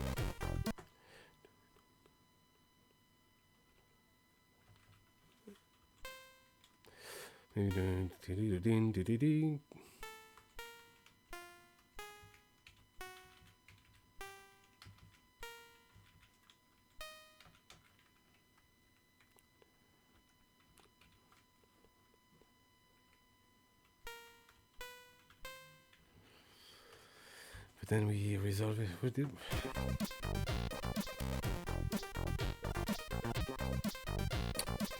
That kind of works. We'll have a second pattern afterwards. Anyway. So for now, I'm going to focus on maybe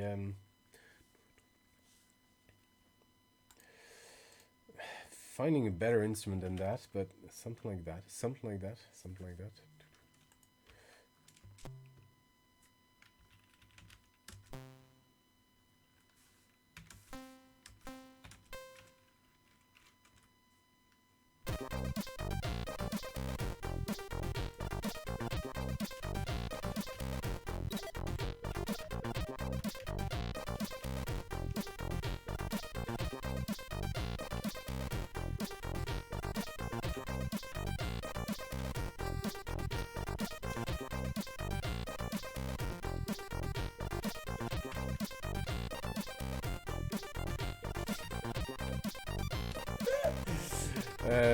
Bear with me.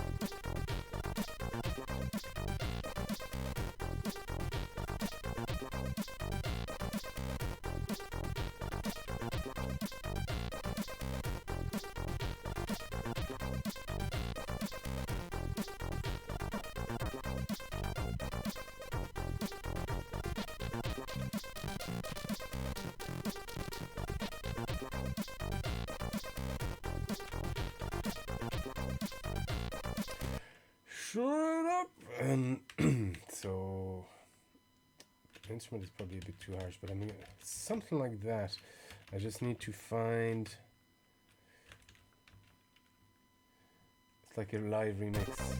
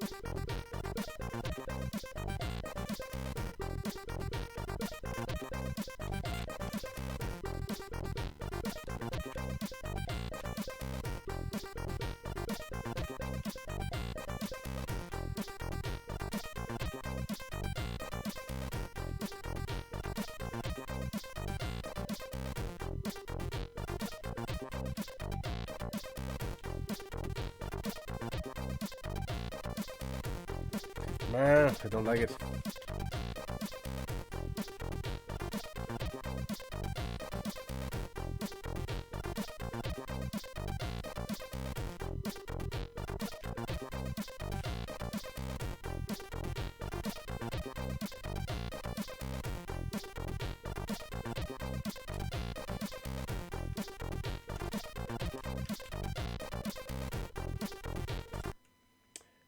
Gets in your head, doesn't it?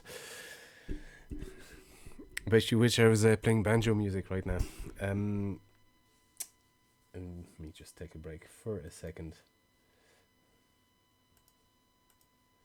Oh, cool! Jeez, that was fast. I just got an email from Thoman telling me that the chimes is already being shipped, and by the way, the other one, the didgeridoo, is on the way as well. I might do. Will I do? What will I do when they arrive? Will I do like an opening on Twitch, or should I do like a YouTube unboxing? I don't really do those, but I do on my second channel. I do fan mail opening and things like that. So I'm not sure. Yeah, what do you think I should be doing actually? Any preference? Should I do maybe a video just showing those? Although it kind of be, I hate to do it. Like it'd be sort of flexing type of stuff on if I did it on YouTube. It's kind of weird. Maybe I'll just do it on Twitch. Just have on a live stream. Although I know when they arrive, I won't, I won't be able to help myself. I'll open them straight away. Demonstration here for the guys to see it. I don't know actually. Yeah, maybe something like that, like on the stream. Just have that, and then clip it and leave it as a clip on Twitch. Maybe that's what I'll do. Actually, maybe that's what I'll do. I'll just if I don't do it live, I'll do it. I could just do an opening like live, just stream as soon as they arrive or something like that, or just film it. And instead of putting it on YouTube, because it wouldn't make sense, most people on YouTube who follow the channel on YouTube, a lot of people don't follow the Twitch channel. So there seems to be different type of people who follow in different places. So maybe I'll do it on... hey, Cook Chicory, how are you? You're back. Maybe I'll do we're discussing what to do when the instruments arrive. Will I open them like as a sort of like unboxing video on YouTube, which doesn't make sense because most people on YouTube won't get it. But then again, it'll be a good way to promote the Twitch channel. Or will I do it live on Twitch, and or just start live, whenever they arrive, open it and just clip it for people on Twitch to see whenever they want to see it. I'll see whenever they arrive. I'll record it and I'll decide what to do with the video. Either I'll do it live or I'll record it and I'll leave it as a clip on Twitch. Might be the easier because it makes sense. It was definitely a Twitch thing. Like I've done some unboxing on the other channel and I've shown some instruments that I've got as donations as well. but they were specifically from people on YouTube, you know. So I think it would make more sense to keep it on Twitch here. But then again, yeah, exactly like you say, like it'll be a good way to advertise the Twitch channel on YouTube, because the YouTube channel is doing really well. It's just, you know, I've been trying to push Twitch, obviously push Twitch, and obviously trying to stream a lot more. And maybe you can have them set aside for the next Twitch stream, and you can start the stream showing them, not necessarily to show the unboxing.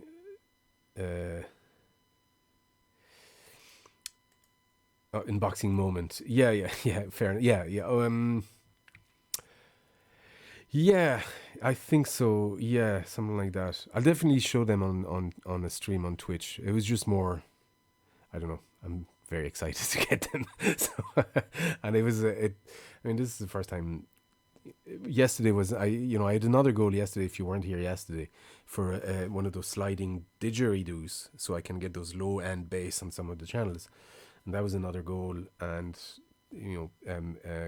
Gotaz rated the channel again, and a lot of people got excited, and we reached the goal. And then I set a new one, not thinking we'd reach it today. To be honest, it's kind of crazy. So maybe so I forgot what I was going to say, but yeah. So I'm obviously super excited over it. So we'll definitely show the instruments in action, and I might record some samples and see what we can do with it, and just play around with my audio software, maybe sample them and things like that.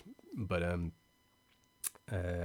there's a Irish piece of Irish music. I need to get that Pro Tracker, or that Go Tracker, out of my head. So I'm going to show you what I was working in a previous stream if you weren't here, and I might be able to use the chimes on that actually if it arrives quick enough, and depending on what key it's in, the didgeridoo as well. If not, I might be able to sample it. You'll see what I mean in a second. I'm just going to load my my DAW here. Not that. Let's go back here. Where is Ableton Live? Yeah, there it is. Open live set. So for those who weren't here before, or who are new to the channel, I do a lot of streaming of different type of music. Really, like the covers is just one aspect.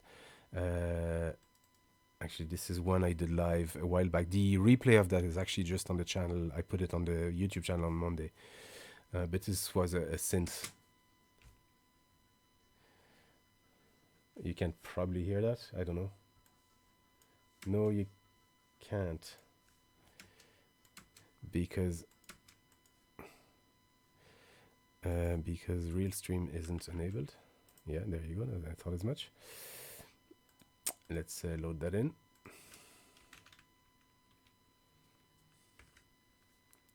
Just bear with me. Send audio to a local broadcast, and you will be able to hear it. No, you can't. It should be a local broadcast. So this was it was just playing Cyberpunk and hearing those kind of synthwavy type sound, and so I did that live on Twitch. Was it 2 weeks ago? Something like that. And I'd lost the file, so I recreated it live. So the replay of that is on the channel.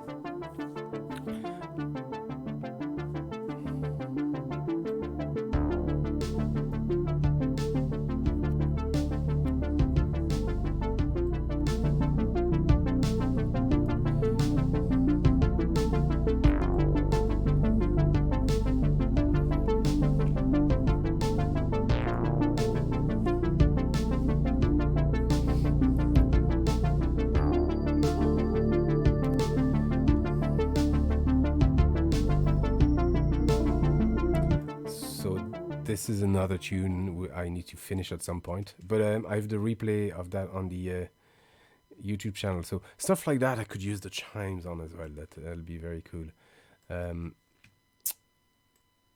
Actually, let's save that before closing. Yes. What was the other one I had?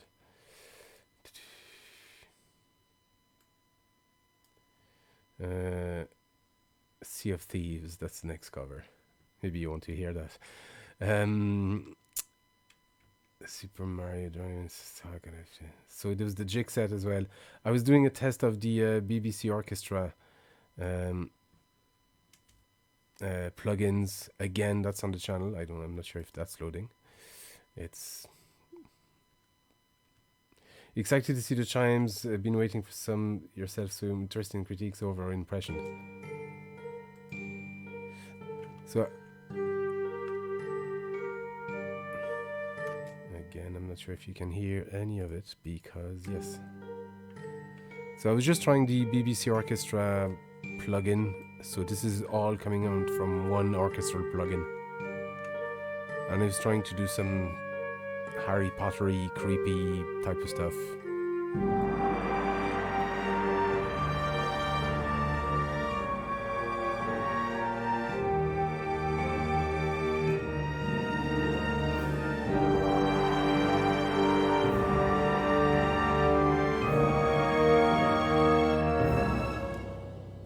So that was really it. That's another stream recap that's on the YouTube channel.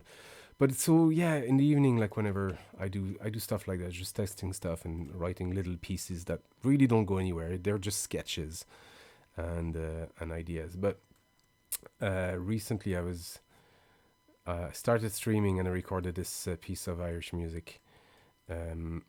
It starts with a jig called the North Star. So Irish music and Celtic music is what I've been doing all my life, pretty much. So I'll be pretty familiar with it. So this is what the result is. So I have one last tune to record. I want something in the minor key because both of these, there's one in the major key, the other one in sort of modal key that oscillates between C and D. It's funny. It's like, and then I have another one that is going to be a minor key, and I haven't decided yet. So I might use the didgeridoo to create some low-end bass accompaniment to that. What have I done? No. Sorry about that. I might use the didgeridoo to create some low-end bass for that.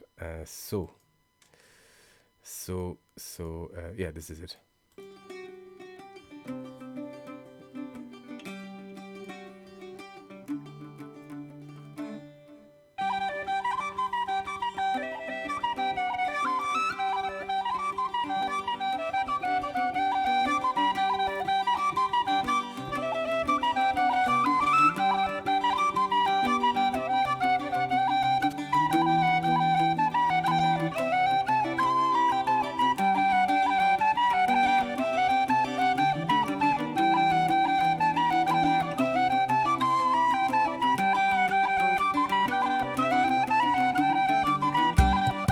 Chimes would be really nice in this. I've been using stuff like bells a lot, but I needed different sounds, and the fact that these chimes are tuned is really cool. All these kind of stuff like that. So chimes.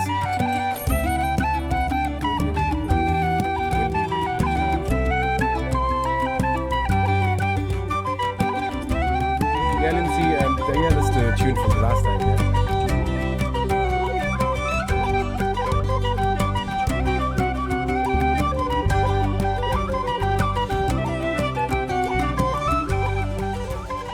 God damn it. Sorry, I keep messing up.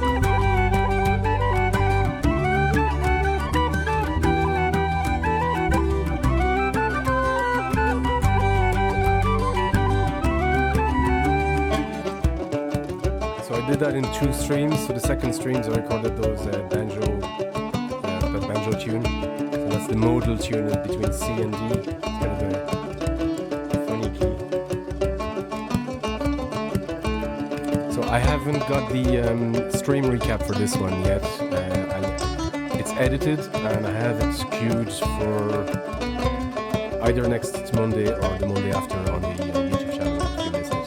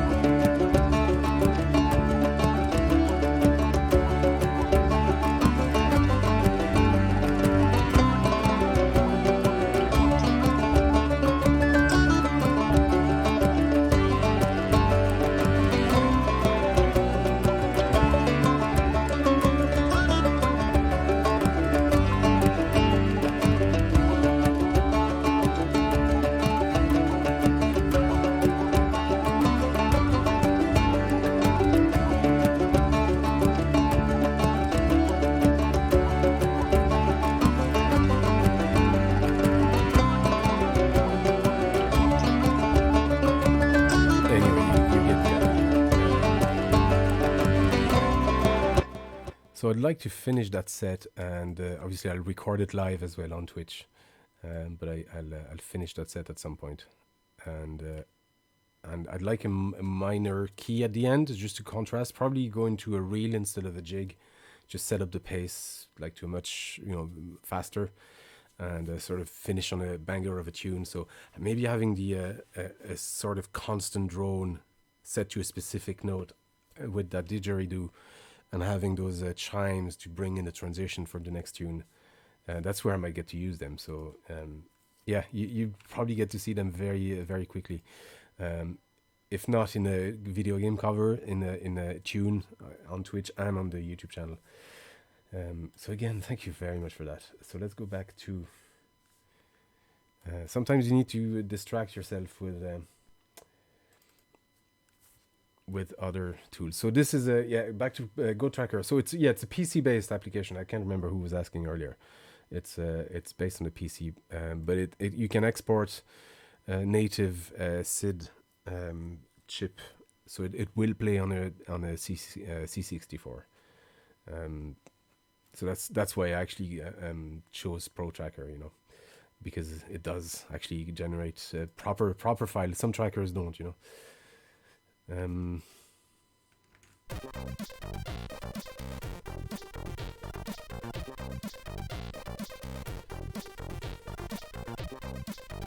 And now I don't like that sound, which is why it's good to take a break sometimes and just clear your ears. It sounds too small. I need something a bit bigger, maybe.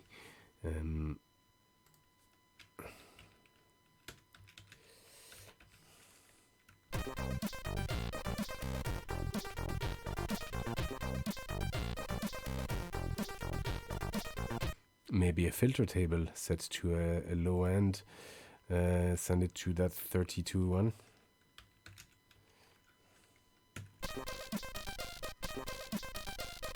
And it's messed up my entire tune. So there's still something I don't understand about filter tables. Let's try this. Or is it because it's used by something else?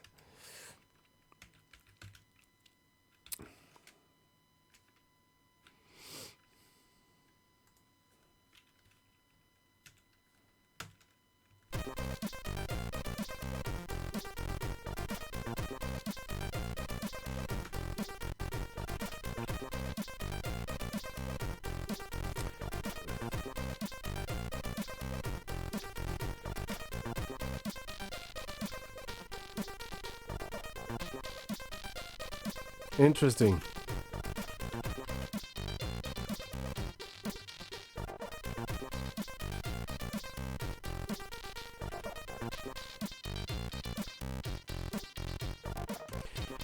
Yeah, I need to go back to the drawing board with the filter table. It's obviously something I don't quite understand. Maybe I inverted the two, what those two values do. Or maybe this is the type of filter and this is the bitwise operation and that kind of stuff.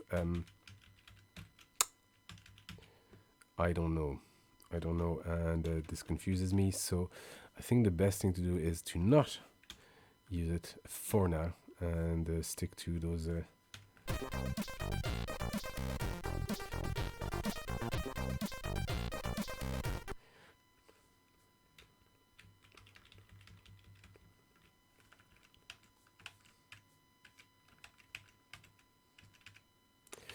Realistically, this tune is okay as it is. I'm just trying to, at the same time, just teach myself some of the software because this isn't still new to me. So, but realistically, like the brief and the what the guy was asking for was something simple and not to spend too much time on them because they're somewhat irrelevant. It's like they're just little bonus tunes in the game he's making. So it's not a big deal as it is. It will do just fine. I'm just trying to see if I can add some like slides and maybe stuff like that, which, by the way, speed table, we need to check that out. By the way, I've been streaming for 12 and a half hours.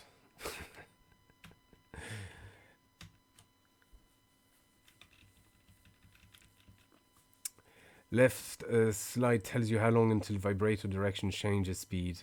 Why can't it be simple?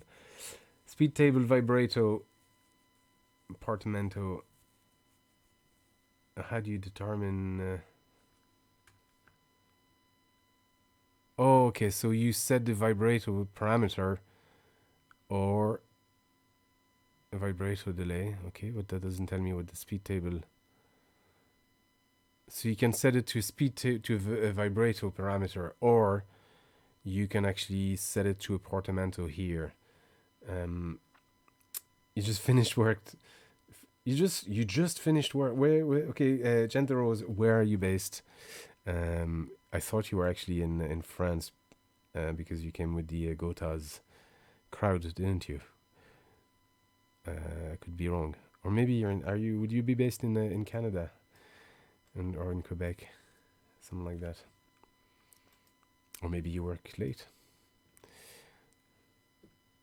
How cool was it of Gotas actually to? You're in Texas, USA. Oh, so you didn't come with the Gotas crowd, or maybe you did. I'm assuming you're. I'm assuming a lot of things here.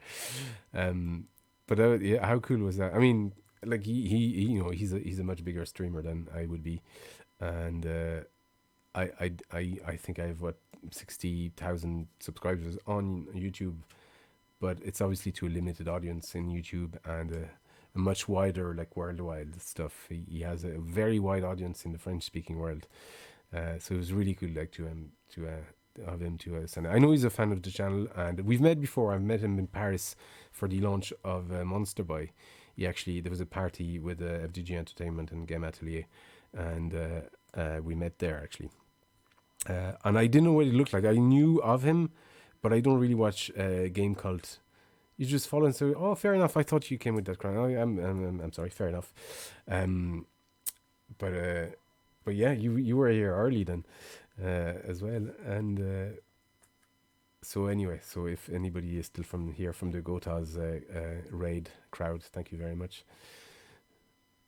And I think he just reached. Didn't he reach 10,000 followers on Twitch? It's no mean feat. What was I gonna do? Yeah, so the vibrato parameter is the vibrato. You send it to a wavetable here, or you can define a wavetable and set it here as a portamento. Shamrock, thank you very much for the follow. Thank you very much for the follow. I changed those little GIFs as well, images, so they randomize to different images as well. So it's not just me scratching my nose or throwing that pink guitar. There's a few others, just for variety. And so let's try that. Let's see for the parameter. I want to see what I want is the portamento for those slides from one note to another.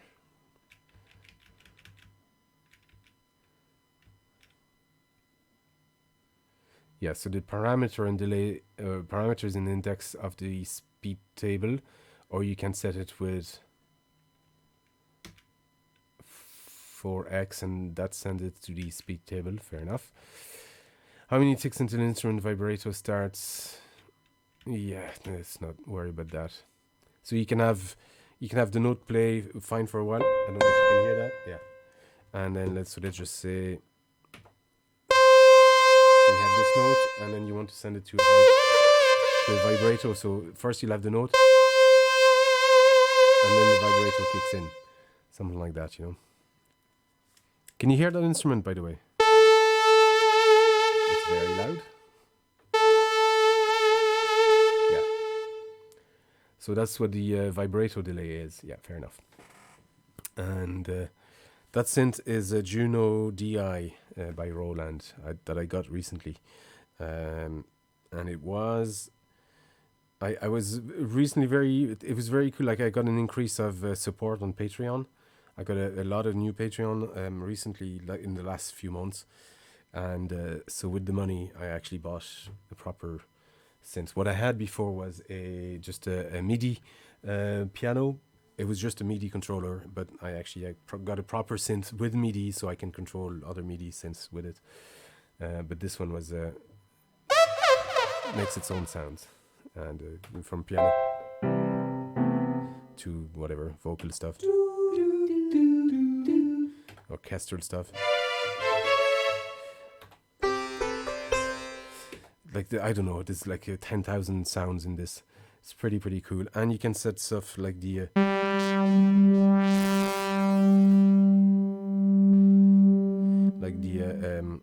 cutoff and the resonance and things like that, and the release and reverb as well.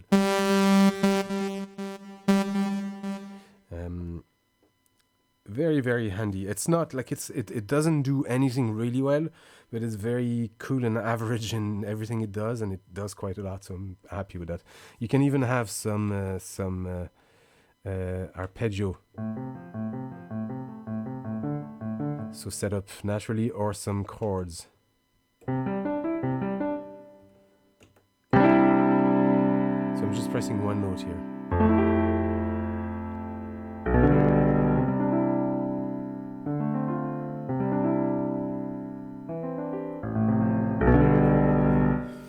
So I'm just pressing one note and it just plays the chord. It knows, well, I've set it so it's in the key of a D major, and there you go. It creates those whatever sus2 chords.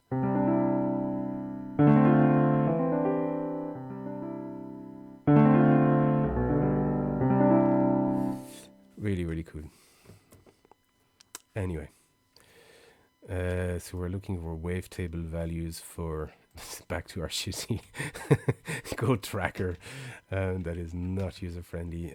Portamento, 16 value added to the pitch each tick. Left side is the most significant bit and least significant bit, and I'm not sure what any of that means in that context. So we just have to. That doesn't tell me anything. I do have some other. That was such it's a terrible manual instruction. I do have some extra cheat sheets and stuff like that, but we'll see. Let me dig them out. Go tracker commands. Will that be it? Just bear with me, folks. I'm just gonna.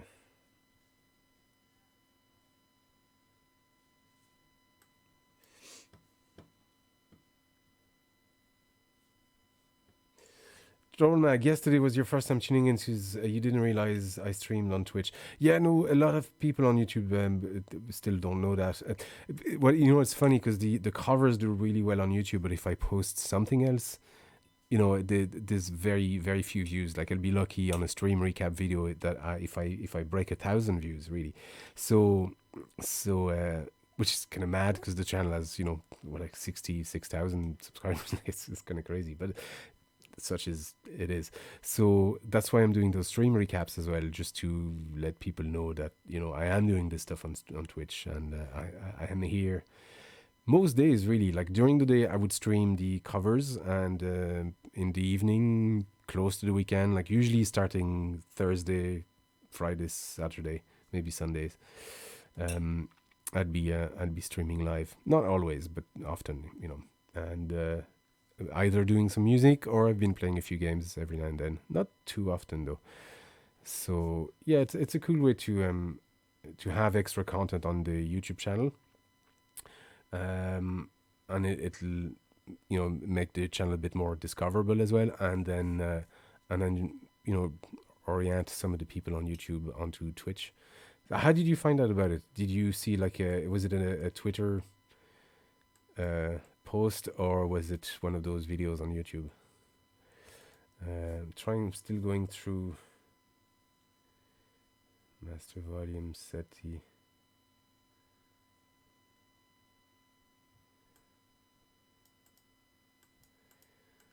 Fuck, there's actually nothing on here. As this, yeah, the dude didn't set any speed table. You know what? Let's save this. I'm gonna go and look briefly at other tunes, see how to do it, because it's going to be the easiest. Otherwise we're going to have too much trial and error. So it was one of the YouTube vids. So it works. I'm actually delighted you're telling me that, because that means they're working as intended. And it's cool as well, like, to condense. I try to keep it to like 15 to 20 minutes max, because those streams can last hours, as you know. So let me save this. Is that the save one? Yes. Save song. So it's a cool way to, if people don't want to go through all this pain of just hearing quacks and awkward sounds and me failing sometimes, more often than not, it's a good way to have a recap and know what I'm doing on Twitch. Anyway, I was going to load a different song and see. I think this one had some slides. So let's look for. I think the effect is one, really. Oh yeah, how do I?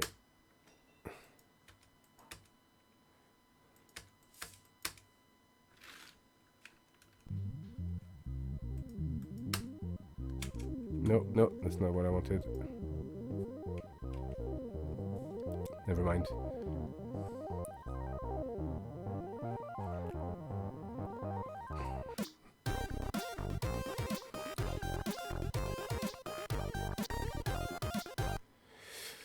So, somewhere here we have slides. Maybe not. I mean, I could be wrong. We're looking for that effect. So I never explained how these works. These work. Here we have the note. You probably guessed that, seeing me typing stuff. So we have the note in ABC notation. Here we have the instrument number. Actually, those two letters are the instrument number, and that relates to this instrument number. And here, the last three notes, we have the effect. So it can be a number from anything from 0 is no effect, but 1 to F. And so 1, 2, 3, 4, 5, 6, 7, 8, 9, A, B, C, D, E, F. It's hexadecimal. And the last two numbers are the value of that effect. So in some cases, the effect is directly applied onto the instrument. Sometimes that effect refers to something else. So if I enter 1, it's the portamento. Sorry, 1 is the portamento. It means slides up or down. So 1 is up, 2 is down. And the number here is the value will actually redirect to the speed table, telling that command how fast it should slide up or down. In some cases, it's just the straight value. So actually in Go Tracker, is it ever a straight value? Yeah, in you can actually just assign a straight filter value. So C would be the filter, and you can assign the actual filter value. I know actually that refers to. I can't remember. I can remember if it refers to a filter table or an actual value.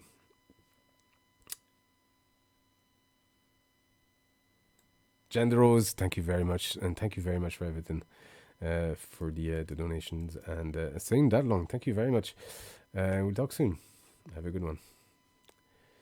So here, well, there's no value. So this is what these numbers mean, and this is the number obviously of the line, and it's set in 4/4 typically. So you know it goes from 0 to 64 because mathematics.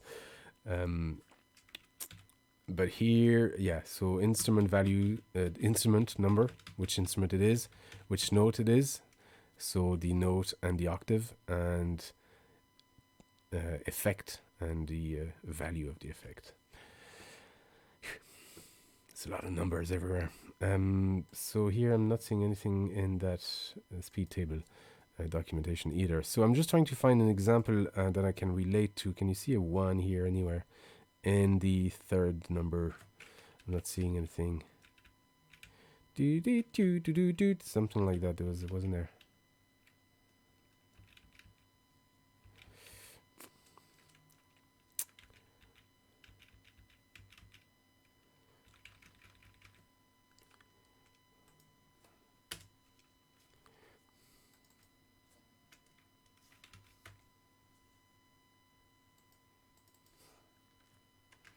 What's the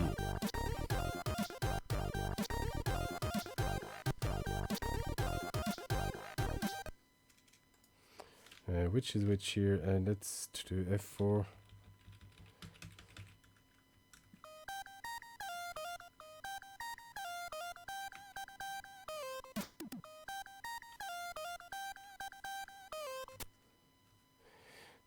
Dude, so that 3.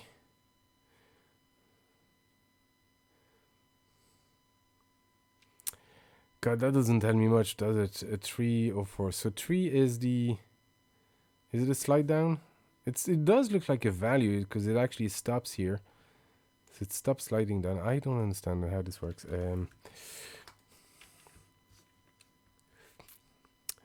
Bye, Gender Rose.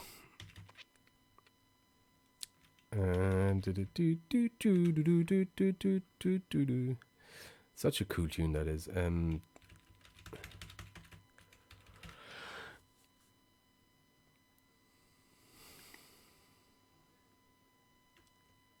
Raise or lower a pitch until target note has been reached. So yeah, it's between 2 notes. Index speed or 0 for tie note. That doesn't help me one bit. Although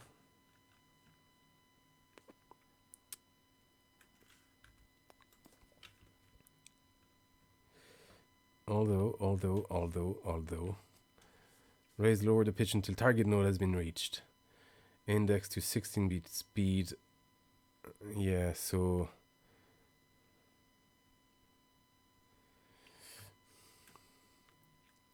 it goes to number 3, which is looks slow, but see, I don't know what these values really are.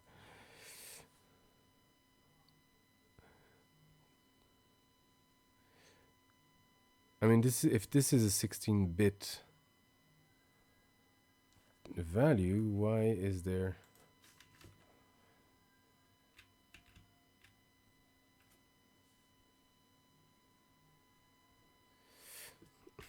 Okay, let's look at the speed table.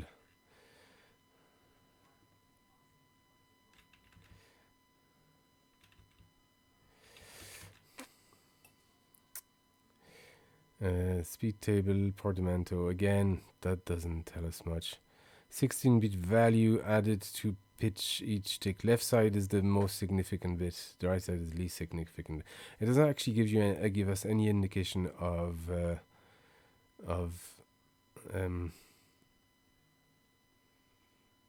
really what the scale or how much, which one is faster and if they went 0000 is super slow or nothing, or 001, and then they said maximum value is FFFF and it's super fast or instant, at least we'll have an idea of scale. But here we don't. And from what I see on here,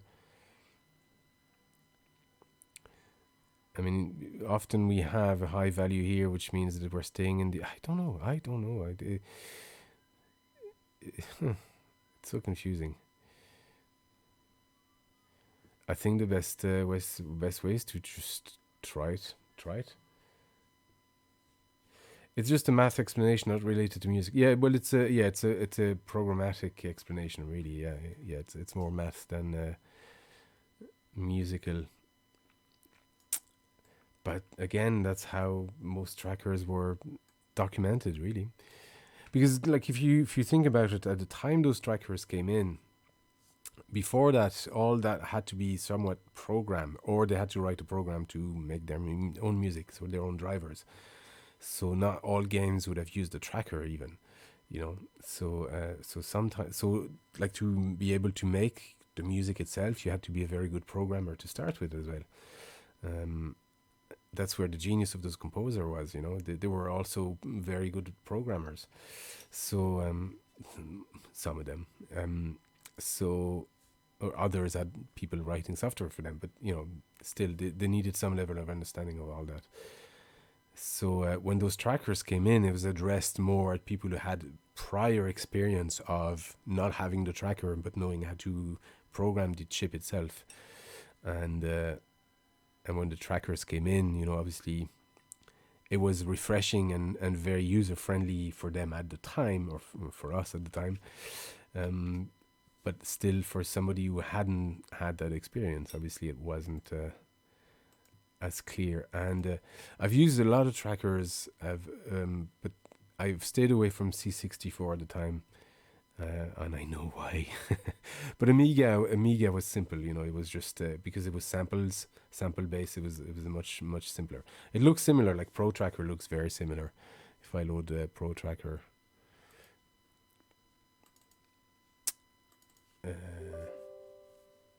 Oops. Here it is. Where are you, Pro Tracker? No, you're not Pro Tracker. There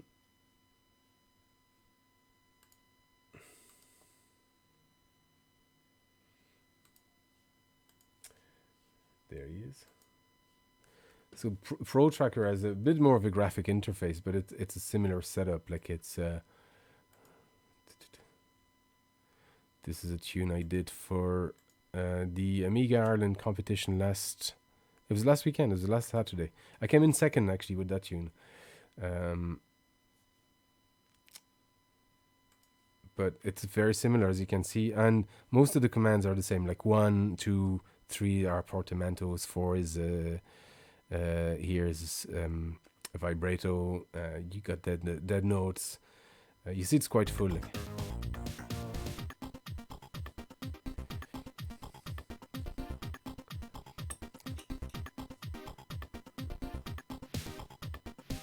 Anyway, blah blah blah.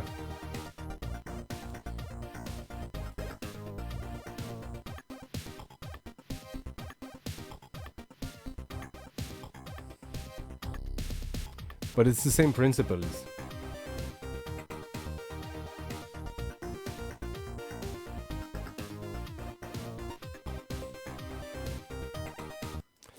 But in this case, the samples or the sounds are actually samples, like you would see in modern DAWs, really. So range display, show range. You can zoom in, you know, or zoom out, and all that kind of stuff. So it's sample based, and what you're triggering is you're changing the frequency of the sample, but your instruments are made already and your filters are applied to the instruments, and it's actually much more powerful, but also much simpler to use. There's already levels to it, so you can have entire chords as sample. You don't need to program any of it, or more like it, your programming is actually just your notes and effects you apply. So there's no thinking about the speed table, wave table relation between filters across the entire patterns, all that kind of stuff. It's, I was going to say, much more straightforward. This is not easy either, but it's much more straightforward. And it's more visual. Yeah, you're right. Yeah. So what have we here? So let's load back our tune and...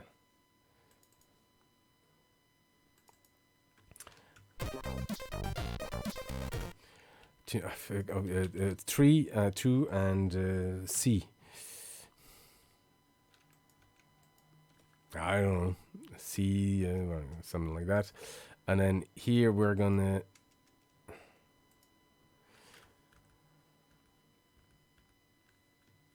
set that to that table and see what happens. God damn it, nothing.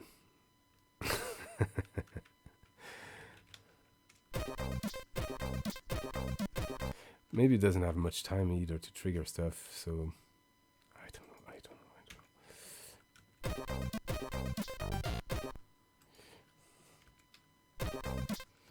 Yeah, doesn't tell me much. There's some PIP going on. What's PIP?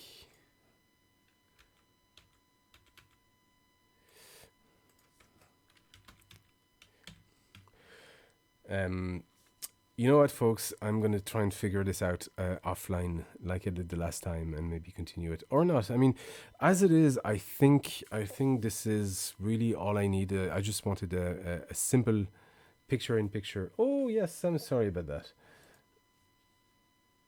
There you go.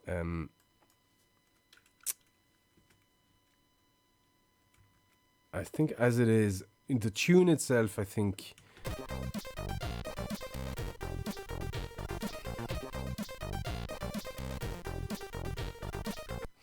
Maybe have just a resolution on the on the second pattern,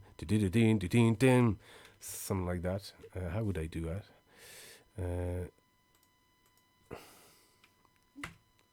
Nope, not that. Oh, I just press insert. Yeah, yes, insert, and here we want it's going to be track 0 in here, track 1.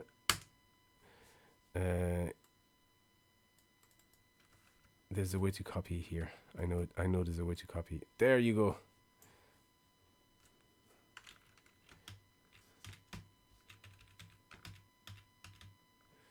Oh yes, I'm liking this. So we're going to copy all this. I'm assuming I copied.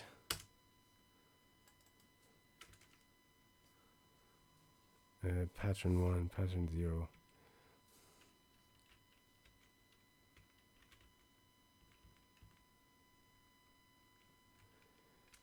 Yes, here we want pattern 3. Don't we? Yes, we absolutely do. So pattern 1, pattern 2, and pattern 2.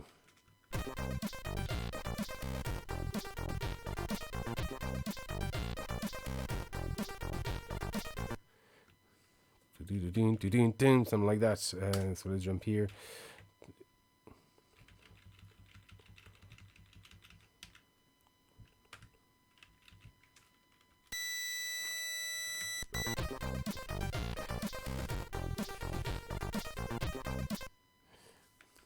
No, come on, Ollie.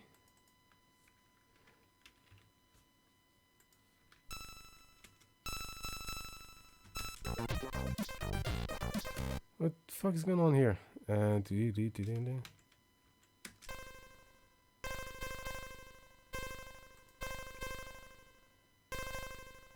are you doing to me?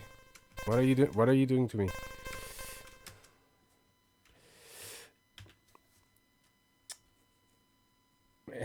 Oliver Kalkov. What year is it? It worked, yeah. I don't know what this is going mental.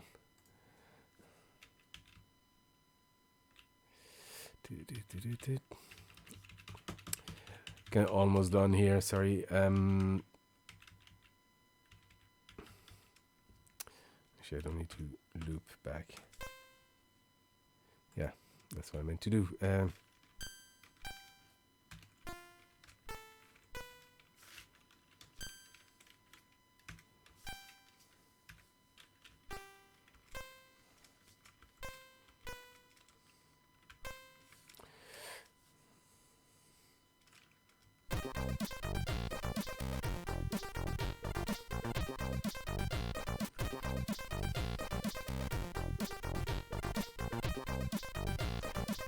So that's all we wanted, really. Just a resolution of the main next pattern.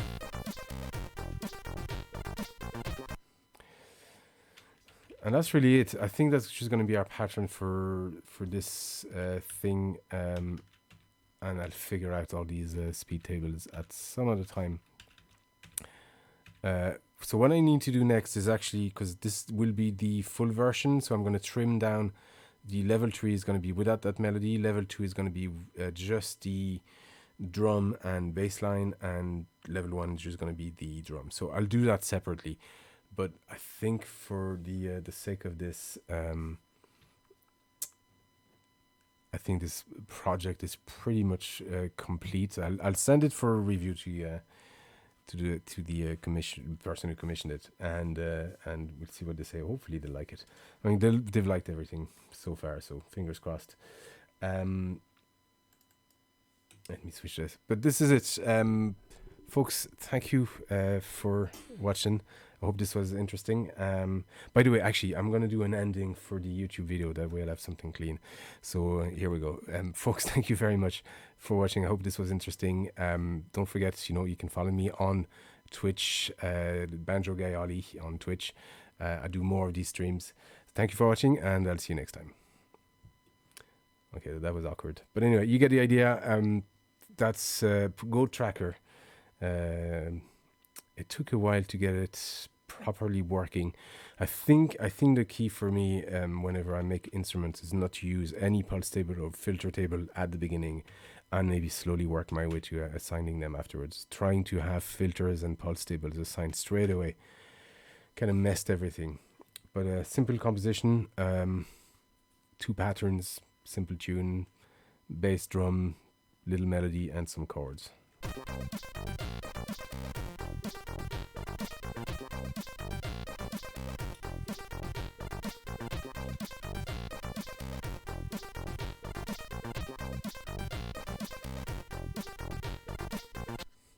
It's as simple as it gets, really. It's been 13 hours of stream, folks. Thank you very much. I'm going to end the stream. I'll probably start another one of Banjo Radio tomorrow.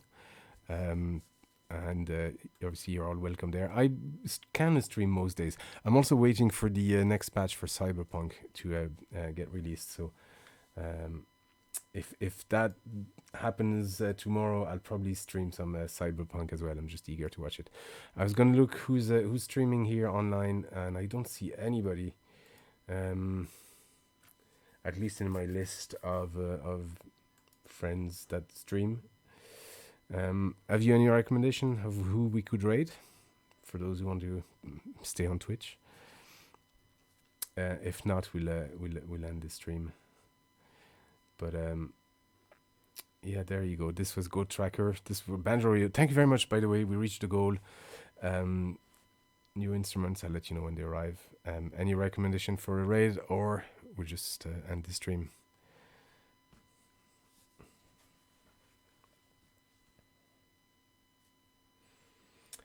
Nobody you know is online. That's fair enough. That's fair enough. All right, folks. Have a good night. Thank you very much. Love you. You're awesome. Bye-bye.